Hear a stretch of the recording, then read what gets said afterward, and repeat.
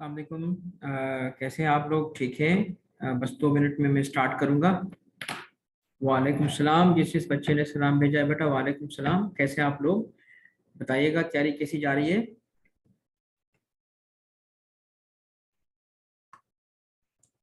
अच्छा, कल हमने चूँकि 23 मार्च की छुट्टी थी तो क्लास नहीं ली थी।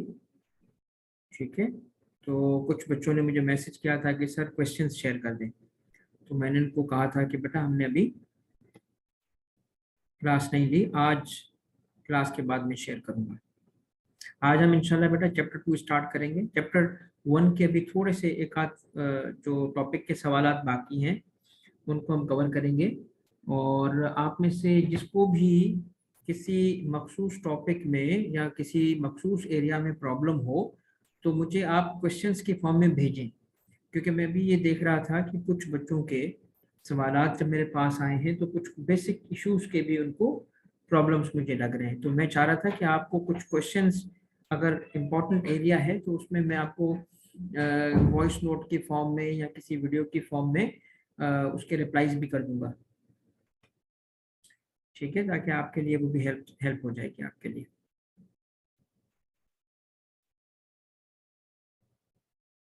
अच्छा, जो भी बेटा आपको जैसे, हाँ, चैप्टर 1 पावर इंटरेस्ट मैट्रिक्स इस पे आ रहे हैं आज। आगे इस पे कुछ फर्दर क्वेश्चन है, मैं इसको एक्सप्लेन करूंगा बेटा। और एथिक्स का चैप्टर नहीं समझ आया बेटा, उसको भी कवर करेंगे। वालेकुम सलाम असलैन, कैसे हो बेटा?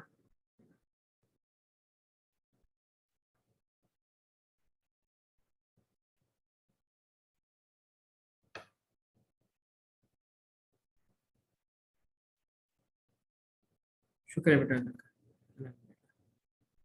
तो मेमा वालेकुम सलाम बेटा। वालेकुम सलाम Siraj.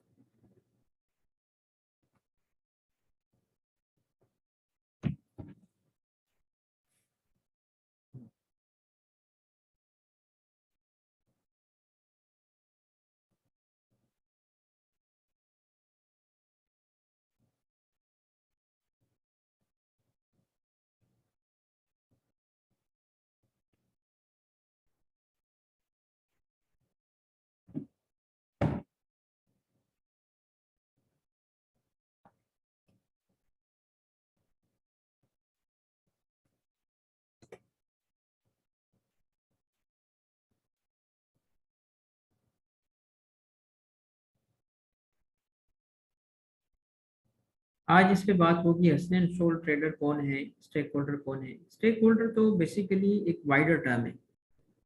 Wider in the sense कि जिसका कुछ ना कुछ स्टेक हो। स्टेक होने का मतलब ये है, ज़रूरी नहीं है कि ओनरशिप स्टेक हो, स्टेक और भी हो सकते हैं। मैं एक मिसाल देता हूँ आपको। आपके मोहल्ले में अगर एक कंपनी है जो प्रोडक्शन कर रही है और वो इन्वायरमेंट को ख़राब कर रही है, तो आप स्टेक होल्डर हो के नहीं हो। आप एक कंपनी से परचेजेस कर रहे हो, आप स्टेक होल्डर हो के नहीं हो। तो इस सेंस में स्टेक होल्डर एक वाइडर टर्म है। Compare to that, sole trader एक फॉर्म है ओनरशिप का। ठीक है बेटा। तो बस एक सेकंड मुझे दें ताकि मैं दोनों चैप्टर्स को ज़रा ओपन कर लूँ और फिर स्टार्ट करें इंशाल्लाह। सही है। 60, 60, 120। आज हम 121 से स्टार्ट करेंगे, ऐसा ही है ना बेटा? यस।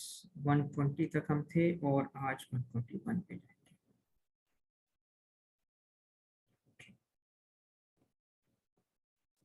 शेयर कर लें।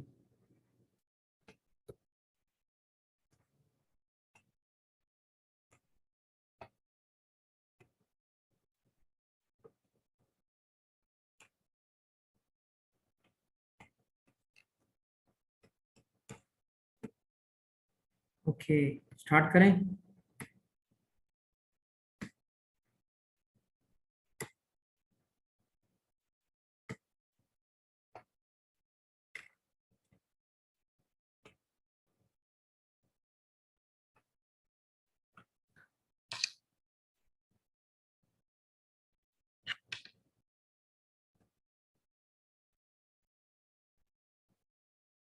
अच्छा एक सेकंड बेटा, रिप्लाई नहीं करेगी, रुके जरा। अच्छा सद्दाम हुसैन बेटा 60-60 करके नहीं चलेंगे।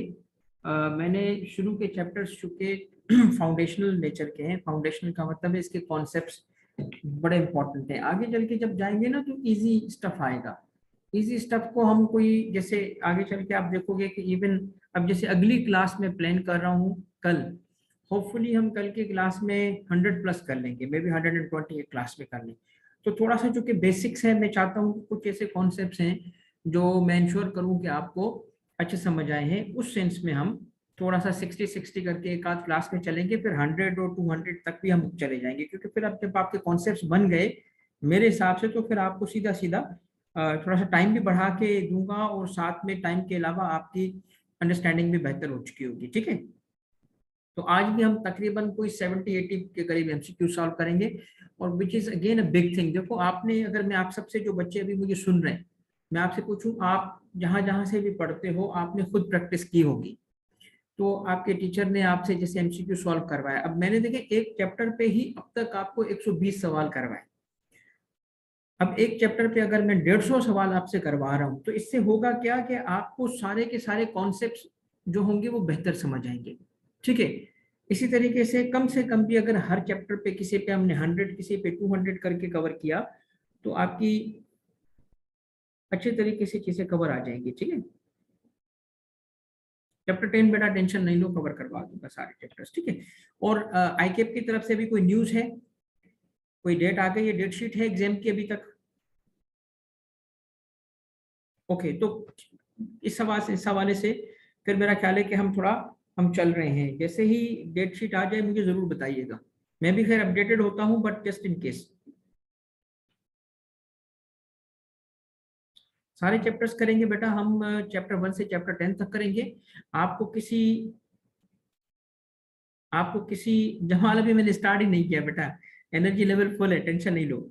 आपको अभी मैं ये सिर्फ स्टार्ट करने से पहले थोड़ी सी गपशप कर रहा था आपसे कि इन केस किसी चैप्टर में किसी चीज में कोई इशू हो तो मुझे बताइएगा, मैं इससे हट के भी आपको कुछ हेल्प कर दूंगा। ठीक है, चले स्टार्ट करें बेटा। चलो भाई, हाँ नहीं नहीं, एनर्जी लेवल फुल है दादा, टेंशन कोई नहीं है। सही है, जो भी चैप्टर्स होंगे मुझे मैसेज कर दो। राइट, चलो भाई, बिस्मिल्लाहिर्रहमानिर्रहीम। भाई चैप्टर 1 में अब हम आखिरी सेगमेंट पे हैं। ठीक है, आ जाएं क्वेश्चन नंबर 121 पे। 121 को देखें क्या कहते हैं। 121 है, main stakeholders in a business organisation, whether internal और एक्सटर्नल, और दोस्त जो स्टेक होल्डर्स होंगे उसमें से मेन कौन से होंगे, who exercise the least influence, who exercise moderate, या हु एक्सरसाइज ग्रेट इन्फ्लुएंस, या ऑल ऑफ द अबव। कौन सा होगा, मेन स्टेक होल्डर्स कौन होंगे, कोई एग्जाम्पल है मेन स्टेक होल्डर्स की, जो कि मेन स्टेक होल्डर्स वन। शाबाश शाबाश, good good good, yes yes yes yes yes yes, the correct answer is yes, obviously C, C. ठीक है, मेन स्टेक होल्डर्स में one of the example is employees. ठीक है, वो क्या करते हैं, ग्रेट इन्फ्लुएंस एक्सरसाइज हो रहा होता है। ठीक है, okay, question 122, who are not usually the most influential stakeholders in a company.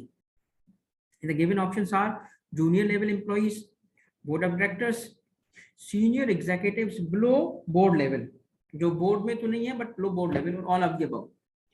बताएं कौन सा करेक्ट आंसर है। अनुषा, सैयद, सुमान, सुमान बेटा बताओ दादा, कौन सा, व्हाट इज द करेक्ट। इसमें गौर से देखिएगा, हु आर नॉट लिखा है यार। ठीक है, इसको क्यों आप इग्नोर कर रहे हो, who are not usually the most influential stakeholders, बताओ कौन सा होगा। अब पहुंच गए, शाबाश बेटा, yes, in the given option it is A. ठीक है, 123 में shareholders have voting rights, shareholders के पास वोटिंग राइट होता है। अब ये वोटिंग राइट्स उनको कैसे मिलते हैं, कॉन्स्टिट्यूशन ऑफ पाकिस्तान ने दिए हैं, कंपनी के मेमोरेंडम की वजह से है, या कंपनीज एक्ट की वजह से है, या कोई और कानून है, कुछ है, बताओ भी। यस, शाबाश, yes, companies act obviously. Okay, 124, lenders have legal rights under the terms of, ये बताओ जो लेंडर्स होते हैं उनके लीगल राइट्स कैसे एस्टेब्लिश कॉन्स्टिट्यूशन ऑफ पाकिस्तान ने किए हैं, लैंडिंग एग्रीमेंट में होता है, इन्वेस्टमेंट एग्रीमेंट में होता है, या किस में होता है? गुड गुड गुड, शाबाश, यस, लैंडिंग एग्रीमेंट के हिसाब से होता है।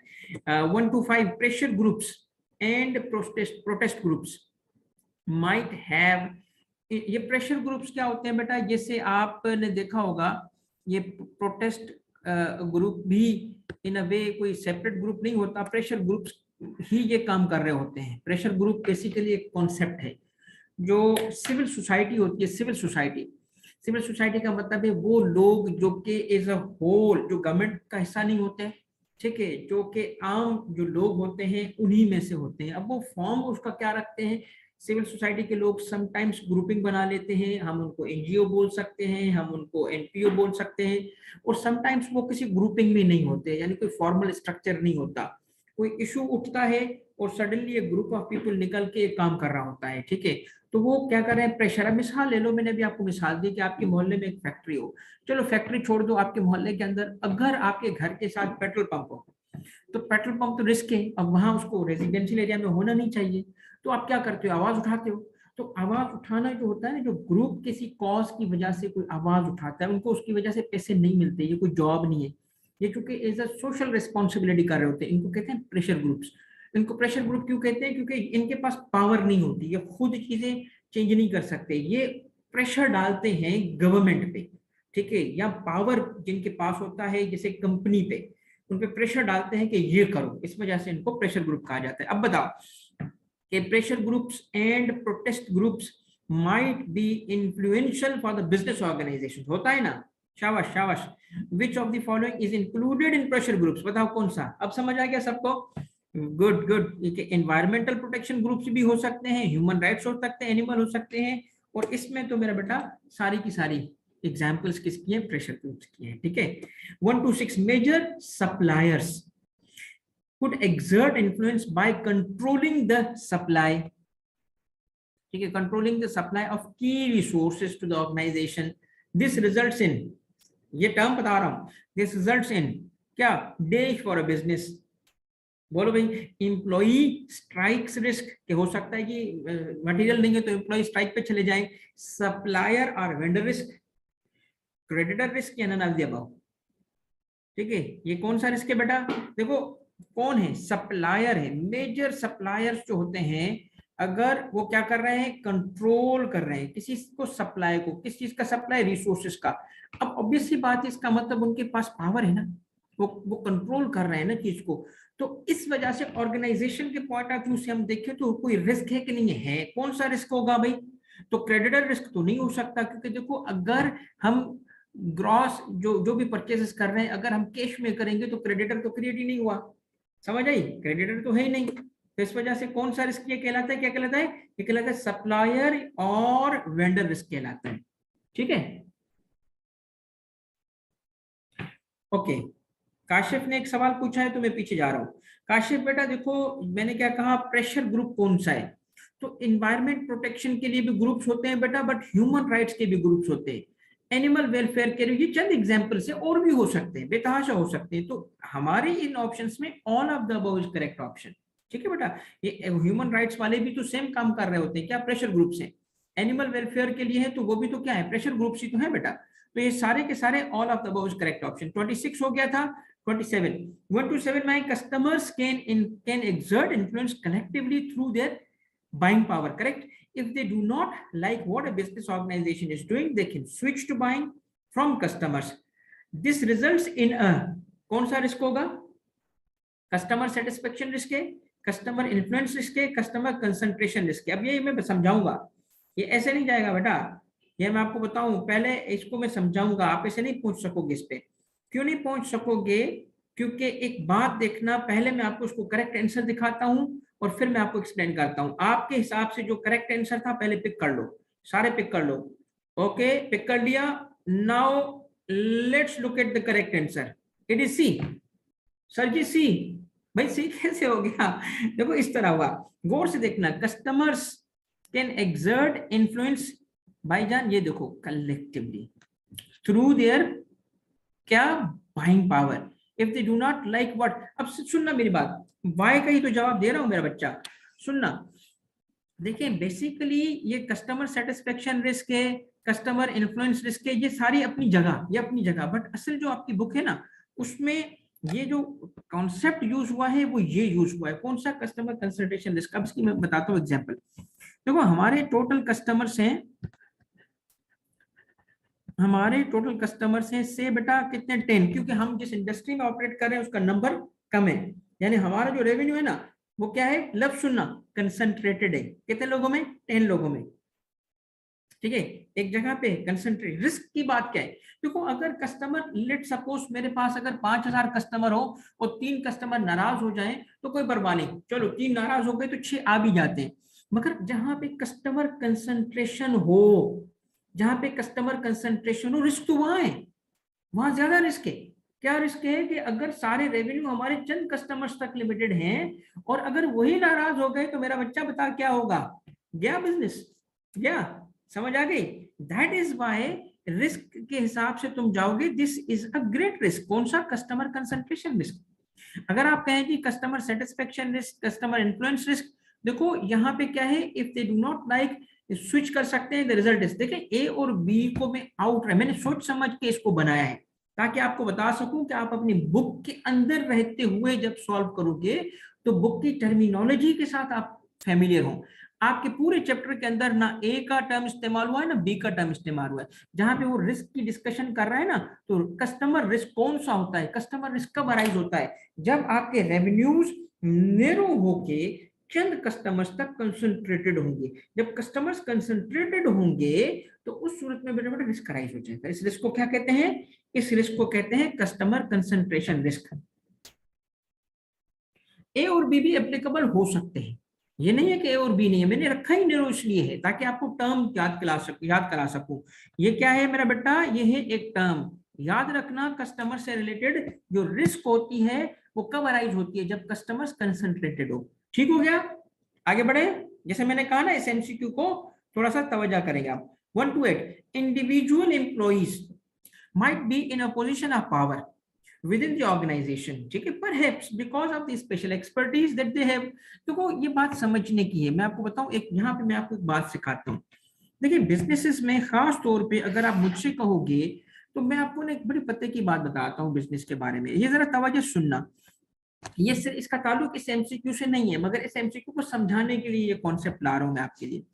जब हम बात करेंगे बिजनेसेस की, तो बिजनेसेस में एक कॉन्सेप्ट है सर्विस फर्म का। सर्विस फर्म, इसका काम क्या होता है, ये सर्विसेज प्रोवाइड कर रहे होते हैं। इसके 2 मॉडल्स होते हैं। एक मॉडल ये होता है जो कहलाता है पिरामिड मॉडल। पिरामिड मॉडल में क्या होता है, ओनर यहाँ टॉप पे बैठा होता है और मौजें कर रहा होता है, बल्ले बल्ले, ठीक है, ओनर यहाँ बैठा है और चल रही है अयाशी फुल टाइम, ठीक है, मजे मजे, ठीक है, क्यों, क्योंकि वो खुद काम नहीं करता, उसके नीचे लगाए हुए इतने सारे लोग काम कर रहे होते हैं, ठीक है। जो असल सर्विस प्रोवाइडर है ना वो, उसका नंबर बहुत है, और उसके ऊपर जो है ना एक मिडिल टियर होता है, उसके ऊपर वो खुद बैठे होते हैं, करेक्ट। अब देखिए दूसरा मॉडल क्या है, गौर से सुनना। सर्विस फर्म का बेटा एक और मॉडल है जो कहलाता है इन्वर्टेड पिरामिड। इसमें ना ओनर उल्टा लटका होता है, क्यों, क्योंकि ओनर यहाँ पे होता है और कस्टमर को वो खुद सर्विस प्रोवाइड कर रहा होता है। इधर कस्टमर को उसके रखे हुए लोग सर्विस प्रोवाइड कर रहे हैं, इधर वो खुद सर्विस प्रोवाइड कर रहा है, क्यों, क्योंकि वो ही तो असल बंदा है। और उसके पीछे क्या होता है, उसको उस सर्विस प्रोवाइडर को सपोर्ट प्रोवाइड किया जा रहा होता है, पीछे पूरा सपोर्ट सिस्टम होता है। अब सुनो, अगर आपका ऐसा बिजनेस मॉडल है जिसमें आपके एम्प्लॉइज, ऑर्गेनाइजेशन के अंदर एम्प्लॉइज क्या है, बिकॉज ऑफ देयर एक्सपर्टीज है, एक्सपर्टीज।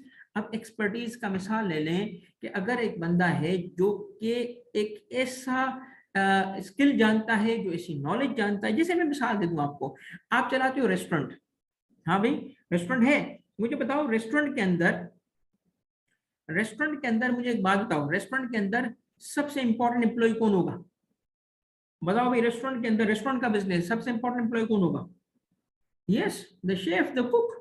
बताओ मुझे उसका इन्फ्लुएंस कैसे, क्यों होगा, कम होगा, ज्यादा होगा, और क्यों होगा, इसलिए कि individual employees might be in a position of power within the organisation, perhaps because of their special expertise that they possess। आई समझ, तो उस केस में क्या होता है, देयर पोजीशन ऑफ पावर में result in what type of risk. बताओ भाई, अब रिस्क क्या हो गया ऑर्गेनाइजेशन को, कंसल्टेंट रिस्क कहलाएगा, की पर्सन रिस्क कहलाएगा, बैंकर रिस्क कहलाएगा, या नन ऑफ द अबव क्या कहलाएगा?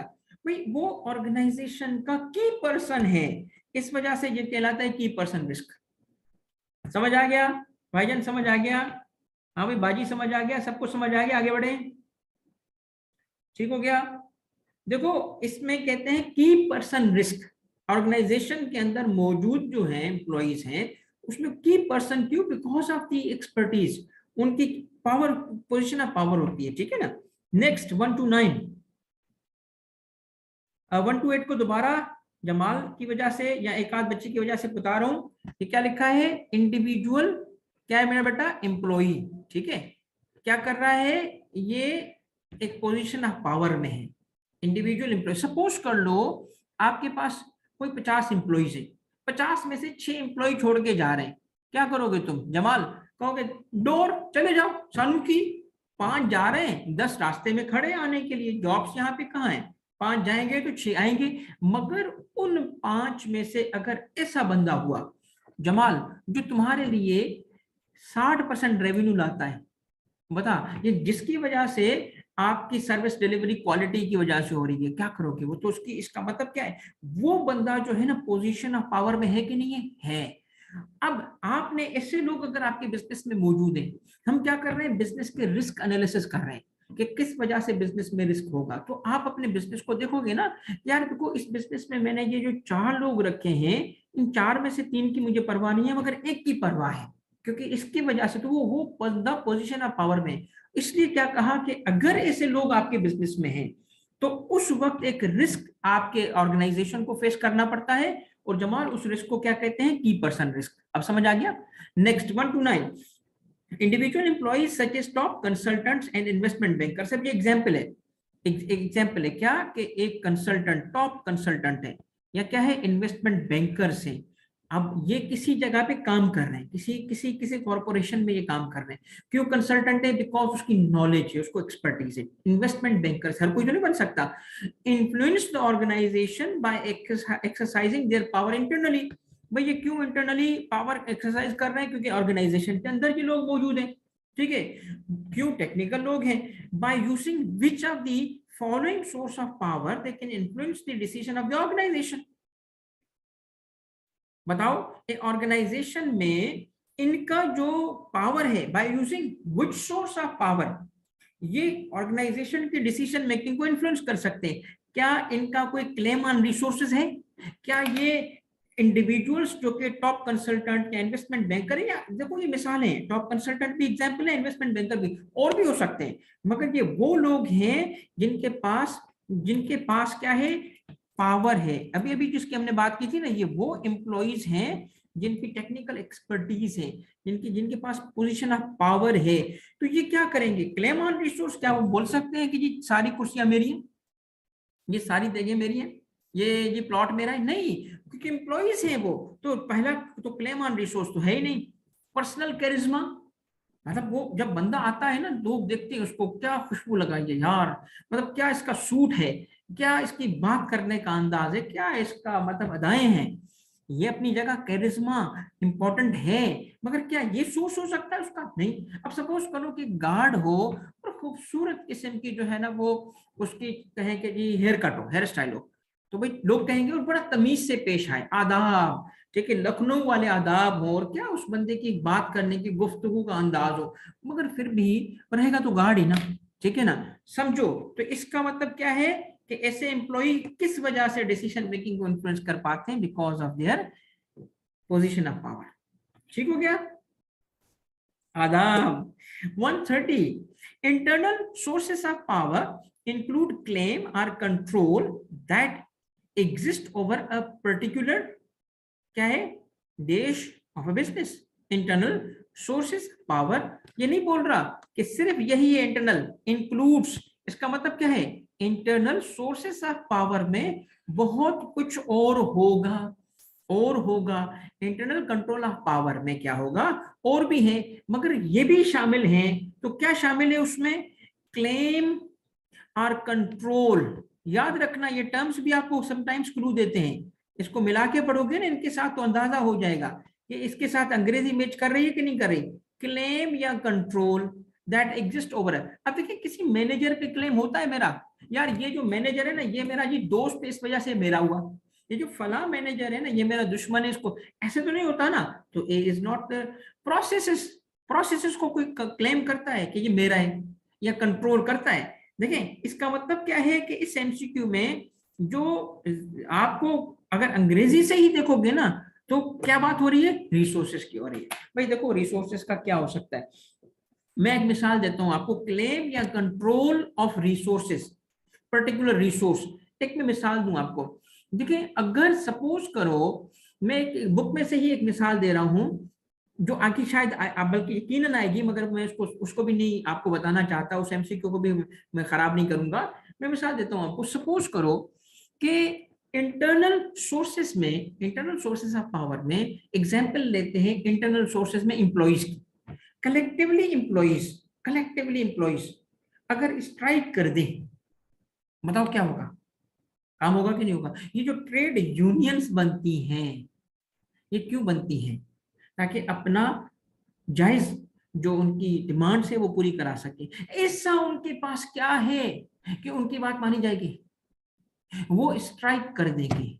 तो स्ट्राइक करने से क्यों डरते हैं, वो पत्थर मारेंगे, ये तो पत्थर तो हमारी कोई रिवायत है, छोड़ दो। अच्छे लोग जो होंगे ना वो कुछ भी नहीं करेंगे, आएंगे फैक्ट्री में बस बैठ जाएंगे, काम नहीं करेंगे। इसका मतलब है कि एक रिसोर्स उनके कंट्रोल में है, एक रिसोर्स उनके कंट्रोल में है, और वो रिसोर्स क्या है जो कंपनी को चाहिए, वर्क। वो वर्क को कंट्रोल कर रहे हैं, नहीं देंगे ऑर्गेनाइजेशन को, हम नहीं काम करेंगे। तो इसका मतलब क्या है, अब पढ़ो गौर से, internal sources of power include claim. अब इसमें देखिए क्लेम का मतलब क्या हो सकता है, सपोज करें रॉ मटेरियल, मैं मिसाल देता हूं आपको, ठीक है, रॉ मटेरियल, या सपोज करें कुछ और। देखिए एक पार्टनरशिप कंसर्न है, पार्टनरशिप में दो लोग थे, ठीक है, पार्टनर्स तो इंटरनल सोर्स होगा ना, ओनर्स जो होंगे वो तो इंटरनल होंगे। इस पार्टनरशिप कंसर्न में एक बंदे की जमीन थी, फैक्ट्री भी उसने लगाई थी, ठीक है, जमाल करते बेटा, फैक्ट्री भी उसने लगाई, जमीन भी उसकी है। दूसरा पार्टनर जो था वो सिर्फ और सिर्फ मैनेजमेंट जानता है। तो अब आप मुझे बताएं कि इंटरनल सोर्सेस में एक पार्टनर है, he has a claim on a resource, समझ आई, तो क्या करेगा वो, इन्फ्लुएंस एक्सरसाइज करेगा। ठीक है बेटा। 131, is it true that some individuals might exercise considerable influence in a business organization through their personal qualities और कैरिज्मा, मतलब अमंग अदर थिंग्स, बाकी चीजें अपनी जगह, क्या कोई ऐसे एम्प्लॉयज होंगे जो सिर्फ अपनी क्वालिटीज और कैरिज्मा की वजह से, कैरिज्मा किसको कहते हैं, जब आप किसी लोग, कुछ ऐसे लोग होते हैं वो regardless of their position, regardless they have the ability to influence others, क्यों, अपनी पर्सनैलिटी के थ्रू। ठीक है, अब उसमें बहुत सारी चीजें आ जाती हैं, ठीक है, तो क्या पोजीशन ऑफ पावर अपनी जगह, छोड़ दो सारी चीजें अपनी जगह पे, क्या वो इंटरनल है, is it true that some individuals might exercise considerable influence, किस वजह से, सिर्फ और सिर्फ इस वजह से, because they have qualities, because they have charisma. ठीक है, देखिए जब पॉलिटिकल लीडर्स की हम बात करते हैं क्या बोलते हैं, फला यार क्या कमाल की तकरीर करता है, यार तकरीर करता है इसका मतलब क्या है, उसमें कैरिज्मा है। ठीक है, लोग क्यों मिलना चाहते हैं उनसे, क्यों उनके साथ तस्वीर बनाना चाहते हैं, कैरिज्मा। ठीक है, तो क्या ये स्टेटमेंट ट्रू है, yes it's true, yes it's true.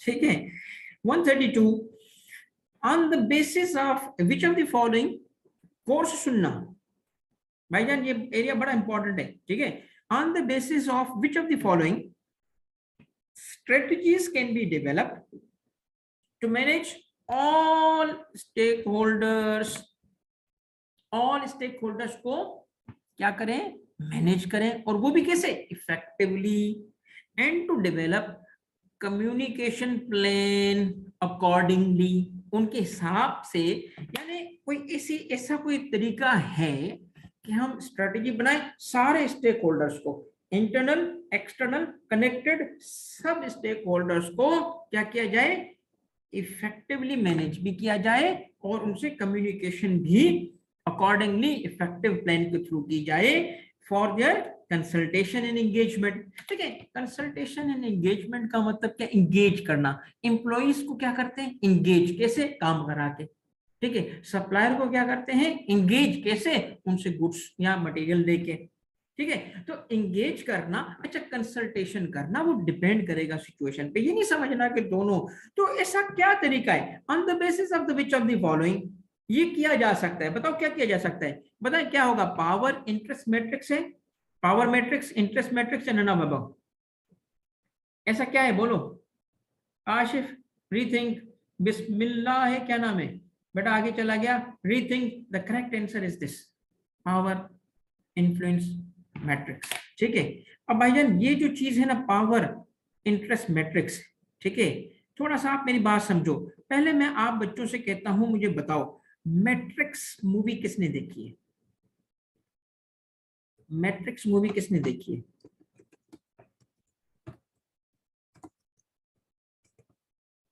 देखिए बेटा, मैट्रिक्स उसको क्यों कहते हैं बेटा,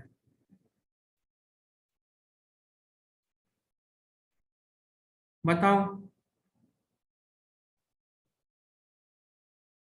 मैट्रिक्स इसलिए कहते हैं क्योंकि उसमें एक से ज्यादा फैक्टर्स, एक से ज्यादा वेरिएबल्स इन्वॉल्व होते हैं। ठीक है, अभी मैंने आपके लिए यही चीज इंटरनेट से सर्च की। अभी मैंने इसके लिए क्योंकि तैयारी कर ली थी कि मैं आपको ये चीज जरूर शो करूंगा। तो कहाँ चली गई भाई, ये है। ठीक है, ये देख रहे हो क्या मैंने सर्च किया है, पावर इंटरेस्ट मैट्रिक्स, और ये खुल रहा है, आपको नजर आ रहा है बेटा, यहाँ से आपको नजर आ रहा है, ये यही इसी विंडो से समझ लेते हैं। बताएं, ये समझ आ रहा है बेटा। देखो मैट्रिक्स का मतलब क्या है, जिसमें लेयर्स हो। देखो ये विड्थ भी हो, हाइट भी हो, लेंथ भी हो, ये multiple more than one factor जब आता है तो मैट्रिक्स कहलाता है। ठीक है, तो ये मैट्रिक्स क्या है, एक फैक्टर पावर का भी होगा, एक फैक्टर इंटरेस्ट का भी होगा। हम सिर्फ इस बेसिस पे नहीं देख रहे कि सिर्फ पावर हो, नहीं, पावर और इंटरेस्ट दोनों इन्वॉल्व हो। ठीक है, अब जरा इस मैट्रिक्स को देख लो बेटा, यहां से जो जा रहे हैं किस तरफ जा रहे हैं, राइट साइड पे जा रहे हैं तो लो, तो फर्स्ट फर्स्ट क्या होगा, लो, लो इंटरेस्ट, ये रिप्रेजेंट कर रहा है लो इंटरेस्ट को इस तरफ से, और ये किसको रिप्रेजेंट कर रहा है, हाई इंटरेस्ट को कर रहा है। फिर इधर से जाएंगे नीचे, लो पावर, हाई पावर, तो फर्स्ट बॉक्स क्या होगा बोलो, फर्स्ट बॉक्स क्या होगा, बोलो बोलो बोलो क्या होगा, लो पावर लो इंटरेस्ट, है कि नहीं। आप मुझे बताओ, ये आपने आपने इस बॉक्स को पहले ऐसे जैसे मैं दिखा रहा हूं, विजुअली दिखा रहा हूं, आपने देखा था या सिर्फ बुक में इसकी रीडिंग की थी। आपने किसी इस तरह देखा था, इसको इस तरह देखा था। आपने अगर देखा था तो अच्छी बात है, अगर आपने इस बॉक्स के जरिए देखा है तो अच्छी बात है, नहीं देखा था तो तवज्जो कर लो कि देखो, अगर किसी भी स्टेक होल्डर का क्या इंटरेस्ट भी लो हो और पावर भी लो हो, तो ये किया जाएगा, क्या किया जाएगा, मॉनिटर और मिनिमम एफर्ट होगी। ठीक है, अच्छा जी, हाई इंटरेस्ट, इंटरेस्ट क्या है, हाई, मगर पावर इसकी क्या है, लो, तो क्या करेंगे, सिर्फ इंफॉर्मेशन उसको देते रहेंगे, यानी लिफ्ट नहीं कराएंगे। क्यों भाई यार, ज्यादा लिफ्ट कराने की जरूरत नहीं है, ये क्योंकि वो सर चढ़ जाएगा। अब क्यों यार, पावर ही नहीं इसकी, बस क्या करेगा, क्या बिगाड़ लेगा, समझ रहे मेरी बात। अच्छा जी, फिर क्या होगा, हाई पावर, पावर उसके पास हाई है, भाईजान कुछ भी कर सकता है, नुकसान दे सकता है, मगर इंटरेस्ट उसका लो है, करेगा नहीं, क्योंकि उसकी ओनरशिप उस तरीके से नहीं है। तो हम क्या कहेंगे, उसको भी कीप सेटिस्फाइड, क्यों, पावर हाई है। और अगर ये बात हो गई भाईजान क्या, कि पावर भी हाई है और उसकी इंटरेस्ट भी हाई है, तो मैनेज क्लोजली। आप समझ रहे हैं, आप एक मेरी बात सुनना बेटा, ये वाली जो बात है ना, ये जो हम अभी देख रहे हैं, this is known as power interest matrix. इसके थ्रू पता चलता है क्या, गौर से सुनना, अभी जो आपका एमसीक्यू था ना, वो आपकी हेल्प करेगा कि इसके थ्रू क्या करते हैं हम, स्टेक होल्डर्स को क्या करते हैं, गौर से सुनो क्या करते हैं, एक तो मैनेज करते हैं, द कीवर्ड इज मैनेज करना, स्टेक होल्डर्स को मैनेज करना, और दूसरा क्या करते हैं मेरा बेटा, उस इसके थ्रू स्टेक होल्डर से कम्युनिकेशन, प्लान बनाना, प्लान बनाना कि हमने इनके साथ क्या करना है, इंफॉर्मेशन देनी है तो कितनी देनी है, इसको किस तरीके से डील करना है, यानी इन अदर वर्ड्स आप स्ट्रेटजी बना रहे हो, स्ट्रेटजी बना रहे हो। और ये इंपॉर्टेंट एरिया यार, ये एग्जामिन हो सकेगा, इसको समझ लो। आई बात समझ? तो कैसे करेंगे, अगर किसी को विजुअली देखना है ये देख लें, और अगर आपने देखा हुआ है तो मुझे पता चल जाएगा कि आपने कितना अच्छे तरीके से याद किया है। चलो भाई आ जाओ, ये है आपका 132, जिसका करेक्ट आंसर था पावर इंटरेस्ट मैट्रिक्स। अब आ जाओ बताओ। चलो भाई आगे चल के इस पे मैं एमसीक्यू बना रहा हूं बेटा, जमाल थोड़ा सबर कर लो बेटा, जमाल थोड़ा सबर। ठीक है, क्या है, टू आइडेंटिफाई, क्योंकि मैं वो, आप कहाँ पे हो जमाल, मैं कराची के हिसाब से बेटा जा रहा होता हूँ ना ब्रेक के लिए। सुनो, to identify the responsibilities of each relevant stakeholder, which of the following may be applied. बोलो भाई, ये आपने पढ़ा है? हाँ ए बेटा, बात बेटा बहुत जबरदस्त जगह पे। बोलो भाई कौन सा होगा, आइजेक, S A S C I R, या R A S C I based strategy, कौन सी होगी भाई? इसको क्या पढ़ते हैं, आई समझ, इसको क्या पढ़ते हैं बेटा? अली गौर से देखो, the correct answer is this, R A S C I. आपको पता है ये किस किसके लिए स्टैंड्स फॉर? चलो अब मैं पूछता हूं, बोलो, पता चल जाएगा किस किसने इसको पढ़ा था। In R A S C I based strategy, R stands for, हाँ भाई, R stands for resources, responsible, regulation, या none of the above? Yes, good, responsible. A stands for accountable, assets, ability, या नन ऑफ द अबव? बोलो भाई, A stands for, sir ji A stands for accountable. 136, S stands for supervision, superior position, या supporting? अब बताओ, अब बताओ, अब बताओ, अब बताओ, अब बताओ, नहीं फंस गए? हाँ हाँ हाँ हाँ, सपोर्टिंग, सी इज करेक्ट, भूल गए थे ना ए वाले। अब बताओ भाई, C stands for charisma, consulted credit, बताओ भाई कौन सा कौन सा कौन सा? बोलो बोलो बोलो बोलो बोलो, ए, यस, एंड बताओ आई स्टैंड्स फॉर, हाँ भाई, इंटरनल इन्फॉर्म्ड इन्फ्लुएंस, बताओ क्या? I is in for inform. ठीक है, ये देखो प्रैक्टिस करो बेटा इन चीजों की, क्योंकि आ सकता है। 139, अब बताओ, वंस दी, अभी मैं आऊंगा मैट्रिक्स पे आऊंगा। Once the stakeholders are identified, identified पता होना कि स्टेक होल्डर्स कौन हैं, हर हर जगह पे तो सेम स्टेक होल्डर नहीं होते ना, डिपेंड करता है बिजनेस पे। They are plotted on a grid, कौन सा ग्रिड है? Power interest matrix grid, in relation to their, हाँ भाई बताओ। अब अगर इसको नहीं बताया ना, और जिसने गलत जवाब दिया वो मुझे अपना फोन नंबर दे, और फोन नंबर भी अपना ना दे, अब्बा का दे या अम्मा का दे, ताकि मैं उनको बोलूं कि इसको तो कान के नीचे दो, क्योंकि इसका जवाब इसमें मौजूद है, इसका जवाब तो सवाल में मौजूद है। ऑब्वियस सी बात है, जब वो पावर इंटरेस्ट मैट्रिक्स है तो जवाब क्या होगा, पावर और इंटरेस्ट की बेसिस पे होगा। जबरदस्त, बच गए सारे, अम्मा के जो ना झापड़ से बच गए सारे। चलो भाई नेक्स्ट क्या है, 140, when stakeholders are plotted, अब पता चलेगा बेटा, अब बताओ, अब मुझे पता चलेगा, हाँ जी। When stakeholders are plotted on power interest matrix grid with high power, high interest, अब बोलो तो पता चले, which of the following strategy is to, क्या करें, कौन सा प्लान बनाए, कौन सी स्ट्रेटजी बनाए। जब बंदा हमारा जो है ना स्टेक होल्डर, आपको समझ आ रही है? देखो, पावर इंटरेस्ट मैट्रिक्स अगर समझना है ना, तो मैंने जो बॉक्स दिखाया और जो अभी एमसीक्यू बता रहा हूँ, मुझे बताओ ये आखिर इसकी क्या भला है, ये स्ट्रेटजी, मतलब ये क्यों बना रहे हैं हम, ये मैट्रिक्स क्यों बना रहे हैं? इसलिए कि हम जी वो मैट्रिक्स मूवी देखेंगे, इसलिए बना रहे हैं कि हमें इसके थ्रू पता चलता है कि स्टेक होल्डर्स को मैनेज कैसे करें, इसके थ्रू पता चलता है कि उससे कम्युनिकेट कैसे करें, अकॉर्डिंगली हमें जाना पड़ेगा। अब बताओ जी, हाई पावर हाई इंटरेस्ट, क्या करें इसको? मैनेज क्लोजली, पढ़ा था ना अभी, मैनेज क्लोजली, ठीक है, सही है बाबा। 141, अब बोलो इसमें क्या है, when stakeholders are plotted on power interest matrix grid with high power low interest, याद कर लो, बता रहा हूं ये एमसीक्यू आने वाले हैं, बताओ क्या करेंगे? हाई पावर लो इंटरेस्ट, क्या पढ़ा था अभी अभी हमने? सेटिस्फाइड रखो उसको, शाबाश शाबाश शाबाश। अब बताओ, लो पावर लो इंटरेस्ट, लो पावर लो इंटरेस्ट, लो पावर लो इंटरेस्ट, समझ आ गया मुझे? आप बताओ, आपको अब समझ आ रहा है ये मैट्रिक्स? आपको अब पावर इंटरेस्ट मैट्रिक्स समझ आ रहा है? ठीक है, ये है बेटा, बिल्कुल सही कहा, शाबाश।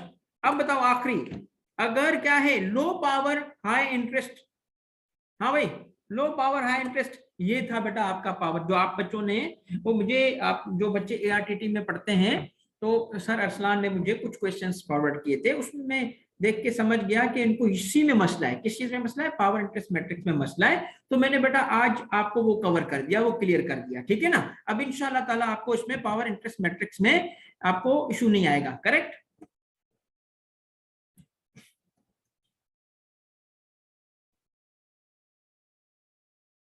ये आ गए मेरा बच्चा चैप्टर 2 पे हम। अरे जल्दी जल्दी करो, ये सही जवाब आइडेंटिफाइड है, यहाँ पे गलत। आंखें बंद कर लो तुम लोग, आपने जिसने देख लिया। बेटा सेकंड चैप्टर जो हमारा है, उसका ताल्लुक किस चीज से? ओनरशिप ऑफ बिजनेस से। ब्रेक करें? चलो भी ब्रेक करते हैं, क्योंकि हम अभी आ, हर तकरीबन 2 घंटे की क्लास होती है, तो 1 घंटे के बाद हम ब्रेक कर रहे होते हैं। अब तुम लोगों को चलो ब्रेक देना चाहिए। ब्रेक करना है बेटा, 5 मिनट का ब्रेक करना है, 5-10 मिनट का कर लो, क्योंकि नया चैप्टर स्टार्ट करें हम। तो मैं अभी आपको 8:30 तक का ब्रेक दे रहा हूँ। 30 काफी है? नहीं यार, 40 तो बहुत आगे हो जाएगा, 35 कर दो बस, ठीक है? 8:35 से भी 2-3 मिनट पहले ही मैं स्टार्ट करूंगा। स्टार्ट करें।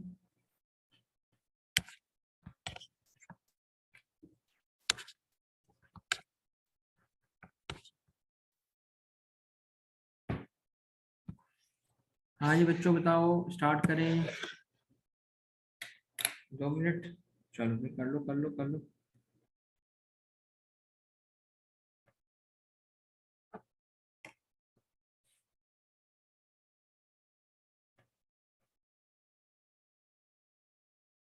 रोशन जल्दी कर लो बेटा।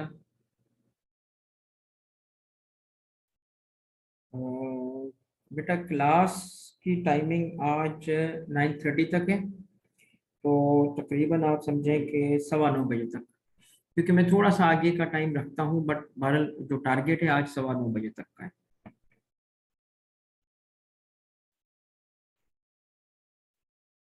ठीक है।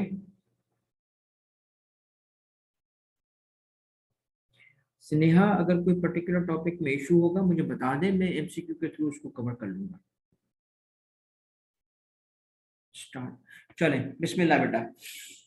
अच्छा बेटा, chapter number 2 ownership of business से ताल्लुक रखता है, ठीक है? इसके अंदर आज हम तकरीबन 50 एमसीक्यूज कवर करेंगे, ठीक है? आज हम इसका तकरीबन 50 एमसीक्यू कवर करेंगे। थोड़ा सा ऐसा होगा जो हम कल कवर करेंगे, बट इंशाल्लाह कल हम इसको कंप्लीट करके चैप्टर 3 पे चले जाएंगे। ओनरशिप ऑफ बिजनेस में आता है question number 1। Let's go through this question, ठीक है? To achieve the goals and objectives of business in an effective and efficient manner, the first step of owner या owners is to decide on obviously the type of business organization। पहले type decide करोगे ना, उसके बाद आपको decide करना पड़ेगा कि साइज ऑफ द बिजनेस क्या होगा, उसके एसेट्स लायबिलिटीज क्या होंगी, ये बाद में आती है। पहले क्या डिसाइड होता है? Type of business. Question number 2, which of the following in is a form of business ownership? Form of, जिसको हमने कहा था टाइप ऑफ बिजनेस ऑर्गेनाइजेशंस, ये टाइप ऑफ बिजनेस ऑर्गेनाइजेशंस को फॉर्म ऑफ बिजनेस ओनरशिप, क्योंकि on the basis of ownership हम ये classification देख रहे हैं। तो which are the following is a form of business ownership? Proprietorship, partnership और लिमिटेड लायबिलिटी कंपनी, या ऑल ऑफ द अबव?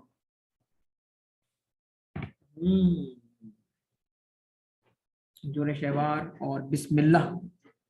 दोबारा बेटा, थिंक अगेन, थिंक अगेन। क्यों? क्योंकि basically all of them are business ownership के ऑर्गेनाइजेशन फॉर्म से, all of them. क्यों भाई? देखो तीनों किस्म के हैं। चलो भी आ जाओ। अब बताओ भाई, अब बताओ बेटा, विच of the following is a form of ownership?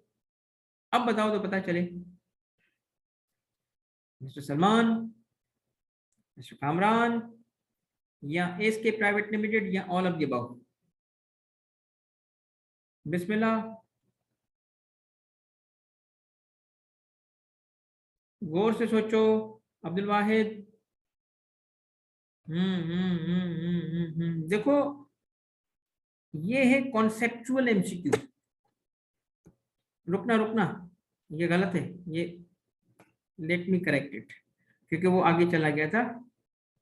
ये this is the correct answer. क्यों भाई सर, क्यों? Why not all of the above? यार ये कहाँ गिवन है कि सलमान और कामरान बिजनेस भी करते हैं? सोल प्रोप्राइटर है, कहाँ गिवन है? सिर्फ सलमान लिखा है, कैन बी एनी इंडिविजुअल। तो बिजनेस ओनरशिप का जब तक बताया नहीं जाएगा कि जी वो सोल प्रोप्राइटर है, तब तक हम कैसे बोल सकते हैं? वो तो सिंपल नाम थे, ठीक है। This is why SK private इस गिवन ऑप्शंस में SK Y was the only business ownership, बाकियों का हमें कुछ नहीं पता था। ये देखो भाई, ऑर्गेनाइजेशन की बात हो रही है, गौर से देखना, बिजनेस ऑर्गेनाइजेशन की बात नहीं हो रही, ओनली ऑर्गेनाइजेशन की बात हो रही है। Organisation is a tool to arrange individual और combined resources for particular purpose in an efficient and effective manner. True और फॉल्स? ट्रू और फॉल्स? सर जी ये सीधी डेफिनेशन गिवन है, कहाँ पे? बुक में, किसकी? ऑर्गेनाइजेशन की, ठीक है। थोड़ा सा ये पावर पॉइंट का इशू है। This is a true statement, this is a true statement, right? Okay, then question number 5। अब बिजनेस ऑर्गेनाइजेशन, अब किसकी बात हो रही है? ऑर्गेनाइजेशन की। सर जी हाँ, मगर कौन सी ऑर्गेनाइजेशन की? बिजनेस ऑर्गेनाइजेशन की। अब बताओ, business organization is an entity formed for the purpose of carrying on required activities। यहाँ required का मतलब क्या है? वो एक्टिविटीज जो गोल्स और ऑब्जेक्टिव्स को अचीव करवाएं। तो achieve the countries goals and objectives. Is this true और फॉल्स? बोलो भाई, ट्रू और फॉल्स? हाँ, ट्रू और फॉल्स, ट्रू और फॉल्स, ट्रू और फॉल्स। देखो इसमें एक चीज जो गौर से देखने की थी ना, तवज्जो तलब थी, वो क्या थी? वो क्या थी? वो ये है कि कंट्री के एम नहीं, उसके अपने, इट्स गोल्स एंड ऑब्जेक्टिव। ये तो कंट्री का लिखा है, दिस इज फॉल्स स्टेटमेंट भाईजान, दिस इज फॉल्स, ठीक है। कंट्री लिखा हुआ है, आगे समझ। तो सोच समझ के पढ़ना है, तवज्जो से पढ़ना है। 6, a business organization can be seen। अब देखो क्या है, बड़ी इंपॉर्टेंट बात, even a business organization can be seen as a process। Yes, मैंने आपको कहा था business is an entity, but business is also a process, business is also an activity, ठीक है। There are different ways of looking at business. अब हम क्या बात कर रहे हैं? A business organization can be seen as the process of dividing up activities in an efficient and effective manner to enable a system of cooperative activities of two persons, two or more persons। जब हम बात करते हैं organisation, business organization की बात कर रहे हैं, और जब हम बात करें डिवाइडिंग अप ऑफ एक्टिविटीज, तो इस सूरत में क्या होगा? अब देखिए, करेक्ट तो इन अ गिवन सिचुएशन सारे हो सकते हैं, बट ज्यादा करेक्ट कौन सा है इसमें? ज्यादा करेक्ट कौन सा है? अगर हम कहते हैं टू, तो हमेशा टू होगा। अगर हम कहते हैं सिंगल, हमेशा सिंगल होगा। तो ज्यादा करेक्ट क्या है? टू और मोर, टू और more. Yes, good good good. 7, since people from different backgrounds come to work together, obviously organizations are strongly influenced by dash that form them। strongly assets, अच्छी buildings होंगी, machines fast होंगी, safety होगी, AC लगे होंगे, ठीक है। Assets, people, promoters, company के promoters होते हैं, जो कंपनी बनाते हैं उनको क्या कहते हैं? प्रोमोटर्स। और स्पॉन्सर्स, बिजनेस के स्पॉन्सर्स होते हैं। देखो स्पॉन्सर की कितनी पावर होती है, प्रोमोटर सारे फैसले शुरू में कर रहे होते हैं। What is the correct answer? What is the correct answer? The correct answer is भाईजान पीपल। क्यों? क्योंकि हम कंपनी की सिर्फ शुरुआत की बात नहीं कर रहे हैं, हम बिजनेस के शुरू होने की बात नहीं कर रहे हैं, हम बिजनेस की एज अ होल बात कर रहे हैं। जब बना उस वक्त भी, चला और आगे बढ़ा उस वक्त भी। तो सबसे ज्यादा क्या है, पीपल। पीपल चाहे वो शुरू, देखिए इस सूरत में प्रोमोटर्स का मतलब सिर्फ शुरू की स्टेज है, तो प्रोमोटर्स इन्फ्लुएंस रखते हैं क्या भाई, एम्प्लॉइज नहीं रखते? तो इस वजह से correct answer is B, assets नहीं। इसलिए नहीं कि यहां गौर से देखो मोहम्मद साद, आपको ये देखना पड़ेगा कि सवाल का कॉन्टेक्स्ट क्या है। कहता है सिंस पीपल, यहीं पे क्लू मौजूद था, form from different backgrounds come to work together. तो मुझे बताओ इसको तुमने लिफ्ट क्यों नहीं कराई बेटा, इसको भी तो लिफ्ट कराओ। ऑर्गेनाइजेशंस आर स्ट्रांगली इन्फ्लुएंस्ड, तो ये क्यों उसने शुरू की बात लिखी, क्योंकि उसी कॉन्टेक्स्ट में बात हो रही थी। ठीक है बेटा,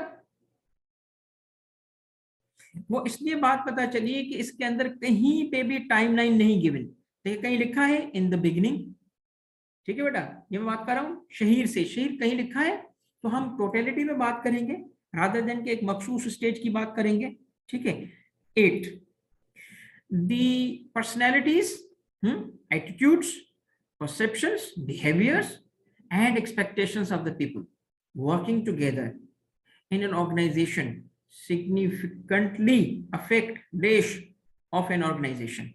देखिए एक ऑर्गेनाइजेशन में जो लोग मौजूद हैं, उनकी पर्सनैलिटीज, उनके एटीट्यूड्स, परसेप्शंस, बिहेवियर्स, एक्सपेक्टेशंस, ये क्या करेंगी, उस ऑर्गेनाइजेशन की किस चीज को अफेक्ट करेंगी, ओनरशिप को, फंक्शनिंग को, स्ट्रक्चर को। भाई देखें ओनरशिप को तो बिल्कुल भी नहीं करेंगी, भाई एक खड़ूस किस्म के लोग हैं, ठीक है, बात करने से पहले मतलब बदतमीजी करते हैं, ठीक है, या बड़े अच्छे लोग हैं, लखनऊ की नवाबी उर्दू में बात करते हैं, बड़े आदाब वाले लोग हैं, ठीक है, हम जाते हैं तो काम कम नमाजें ज्यादा पढ़ते हैं, ठीक है। तो जो भी किस्म के लोग हैं उनकी एटीट्यूड्स, पर्सनैलिटी, ओनरशिप तो ओनरशिप है ना यार, जिसकी होगी उसी की रहेगी, स्ट्रक्चर तो वही ओनर डिसाइड करेगा ना। तो इसमें गिवन ऑप्शन क्या है,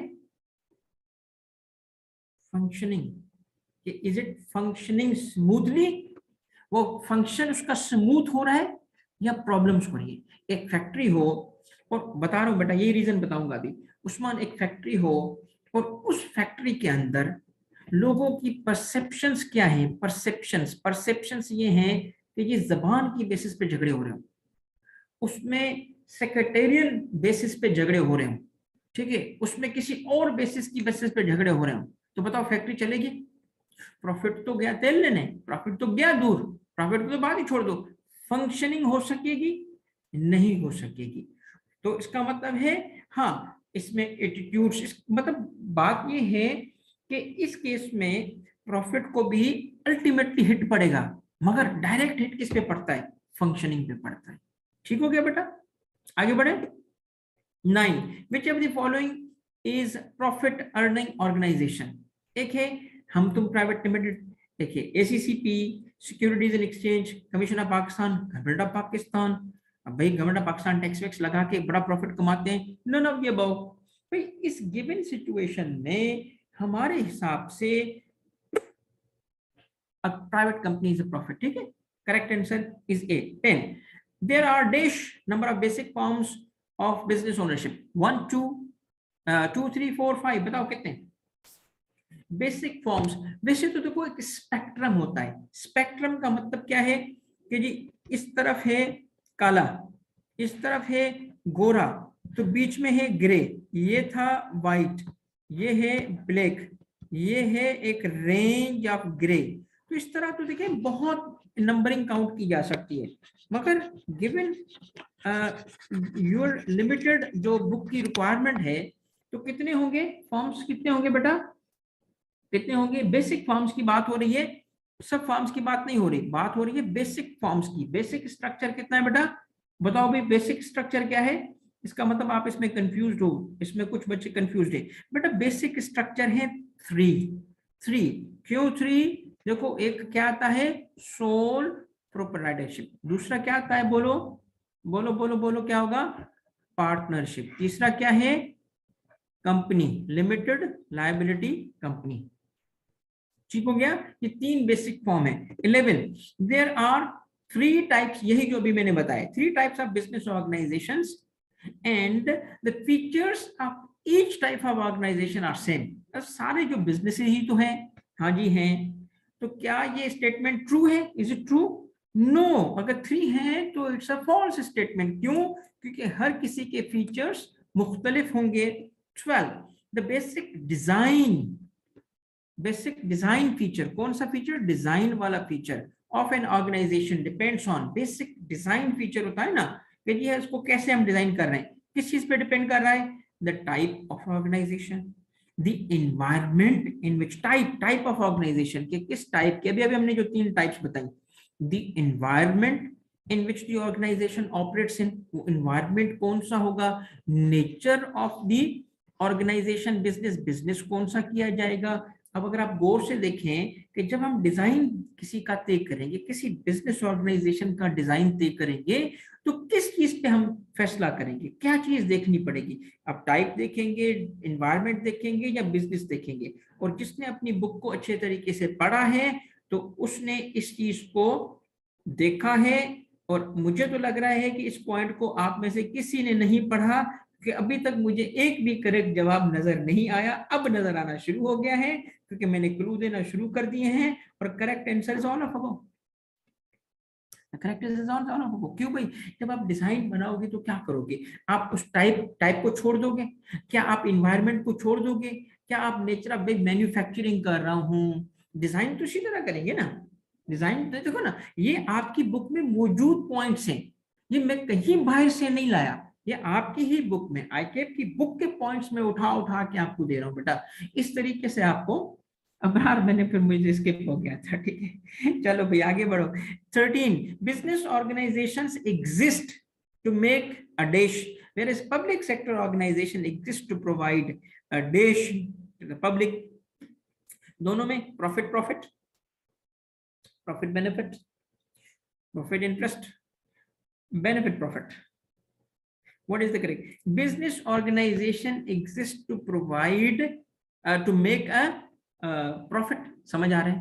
Whereas the public sector क्या करेंगे? प्रोवाइड क्या करेंगे? क्या करेंगे? What is the correct answer? The correct answer is B, benefit. ठीक है, public sector organizations benefit provide करती हैं to public. Okay. 14, on the basis of which are the following one business organization is distinguished from another, on the basis of which of the following, comma, one business organization is distinguished from another। ठीक है, अब on किस basis पे distinguish करते हैं हम इनको? Purpose, ownership, funding and accountability की बेसिस पे, land, property, plant, equipment, building and stock की बेसिस पे, employees, manager, director, stakeholders की बेसिस पे, या none of the above.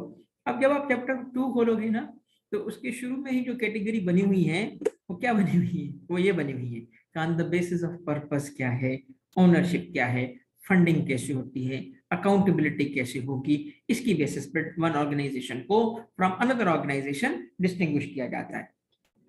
15, business organization obtain funds they need to they need to obtain from, कहां से funds हासिल करते हैं वो? Share holders, lenders, employees, variety of sources. Share holders, क्यों? इक्विटी क्या होता है? शेयर सेल किए जाते हैं और उसमें पैसे आते हैं। लेंडर्स जी, लोगों से लोन लिया जाता है। एम्प्लॉइज नहीं, शायद नहीं। D, variety of sources. तो the correct answer is yes, D, because के बिजनेस ऑर्गेनाइजेशन का एक सोर्स नहीं, वैरायटी ऑफ सोर्सेस होते हैं। तो इसमें से एक क्या होता है? ओनर्स इक्विटी हो गया, शेयर होल्डर्स की के शेयर्स हो गए, इक्विटी हो गया। दूसरा क्या हो गया? तो इसका मतलब मोर देन वन है। अगर हम ए कहेंगे तो अधूरा जवाब, बी कहेंगे तो अधूरा जवाब। D is the correct answer. 16, companies are owned by shareholders, although I personally do not like this statement, but चूंकि बुक में लिखी है मेरी मजबूरी है। I don't think कि हम ये कह सकते हैं कि कंपनीज कैन बी ओन्ड, क्योंकि वो सेपरेट लीगल एंटिटी है। We can own shares but not companies. But ये गलतुल आम है, बल्कि गलतुल अवाम है, मशहूर हो चुका है, हर कोई इस्तेमाल कर रहे हैं। मकसद इसका वही है कि कंपनी के शेयर्स ओन किए जा रहे हैं, जिसके थ्रू कुछ राइट्स एंड ऑब्लिगेशंस आ जाती है। तो मैंने चूंकि बुक में लिखा है, मेरी मजबूरी है इसको लिखना, मैंने ऐसे ही लिखा है। Companies are owned by shareholders, whereas public sector organizations are owned by, because public sector है तो पब्लिक कर रही होगी। या प्राइवेट सेक्टर कर रहा होगा या गवर्नमेंट या नन ऑफ द अबव। अब ये आपको पता होगा कि ये पब्लिक सेक्टर ऑर्गेनाइजेशंस किसकी होती हैं। हाँ, ये तो पता होना चाहिए यार। ये तो देखो ए नहीं बोलो ना यार, नाराजगी हो जाएगी फिर। देखो government, because public sector government को कहते हैं, पब्लिक सेक्टर ऑर्गेनाइजेशंस, ठीक है, गवर्नमेंट ओन कर रही होती है उनको। 70, जल्दी हो गया।